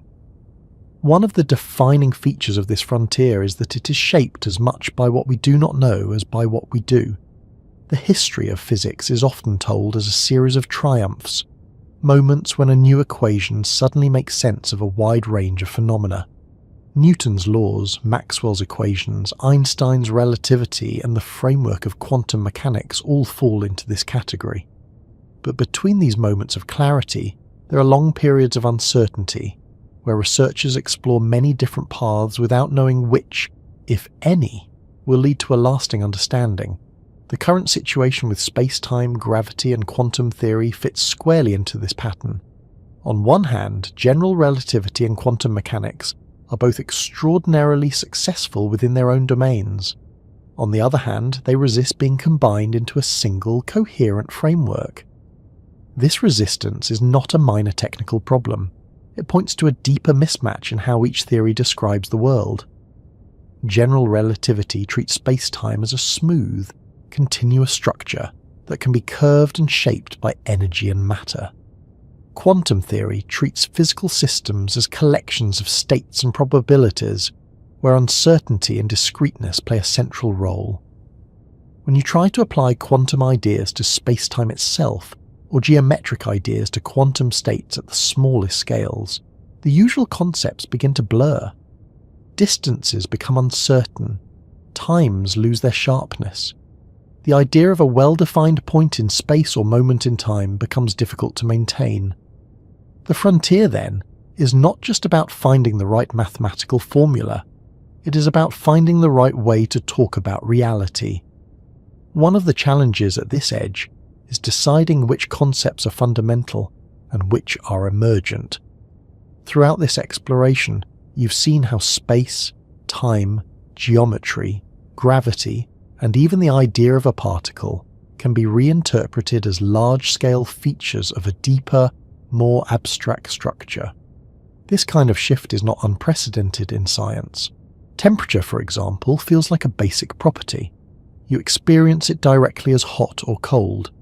Yet at a deeper level, temperature is not a fundamental quantity. It emerges from the motion of many particles. Pressure is similar. It feels like a direct physical force, but it arises from countless tiny collisions between molecules on the walls of a container.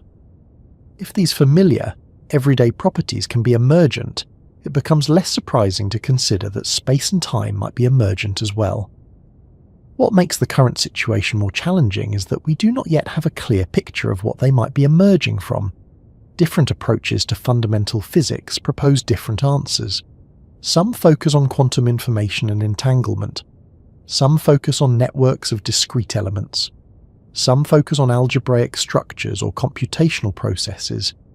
Each of these approaches offers a different lens on the same underlying problem. Each highlights certain features and leaves others in the background. At the frontier, it is not always clear how these different approaches relate to each other. They might be pieces of a larger picture, or they might be competing paths, only one of which will lead to a lasting framework. This uncertainty is part of what makes the field both difficult and compelling. There is no single roadmap. Progress often comes from exploring unexpected connections between ideas that, at first glance, seem unrelated. One example of this is the way concepts from thermodynamics, a field originally developed to understand steam engines and heat flow, have become central to discussions about black holes, spacetime, and gravity. Another example is the role of information theory, which began as a way to understand communication and data transmission, and now plays a key role in how physicists think about quantum states, entanglement, and the structure of the universe. These crossovers suggest that the deepest description of reality might not belong entirely to any one traditional branch of physics. It might sit at the intersection of geometry, probability, computation, and information. Another feature of the frontier is the way it challenges intuition. Much of everyday reasoning is built around the idea that the world consists of objects in space, changing over time, influenced by forces. When you move into a framework where space and time themselves are not fundamental, this picture starts to unravel. You're asked to think in terms of relationships rather than locations, correlations rather than positions, and patterns of change rather than a flowing timeline. This can feel disorienting because the language you normally use to make sense of the world is tied so closely to spatial and temporal concepts. Even phrases like before and after, inside and outside, near and far, lose their usual meaning when those concepts are no longer taken as basic. Physicists often rely on mathematics to navigate this terrain, because mathematics allows you to express relationships without relying on spatial or temporal metaphors. A mathematical structure can encode connections, symmetries, and transformations in a way that does not require you to imagine a physical picture.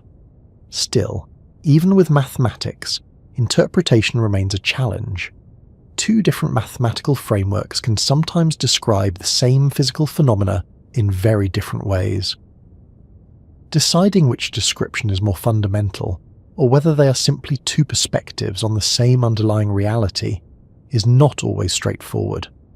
This brings up an important point about what it means to understand something in physics.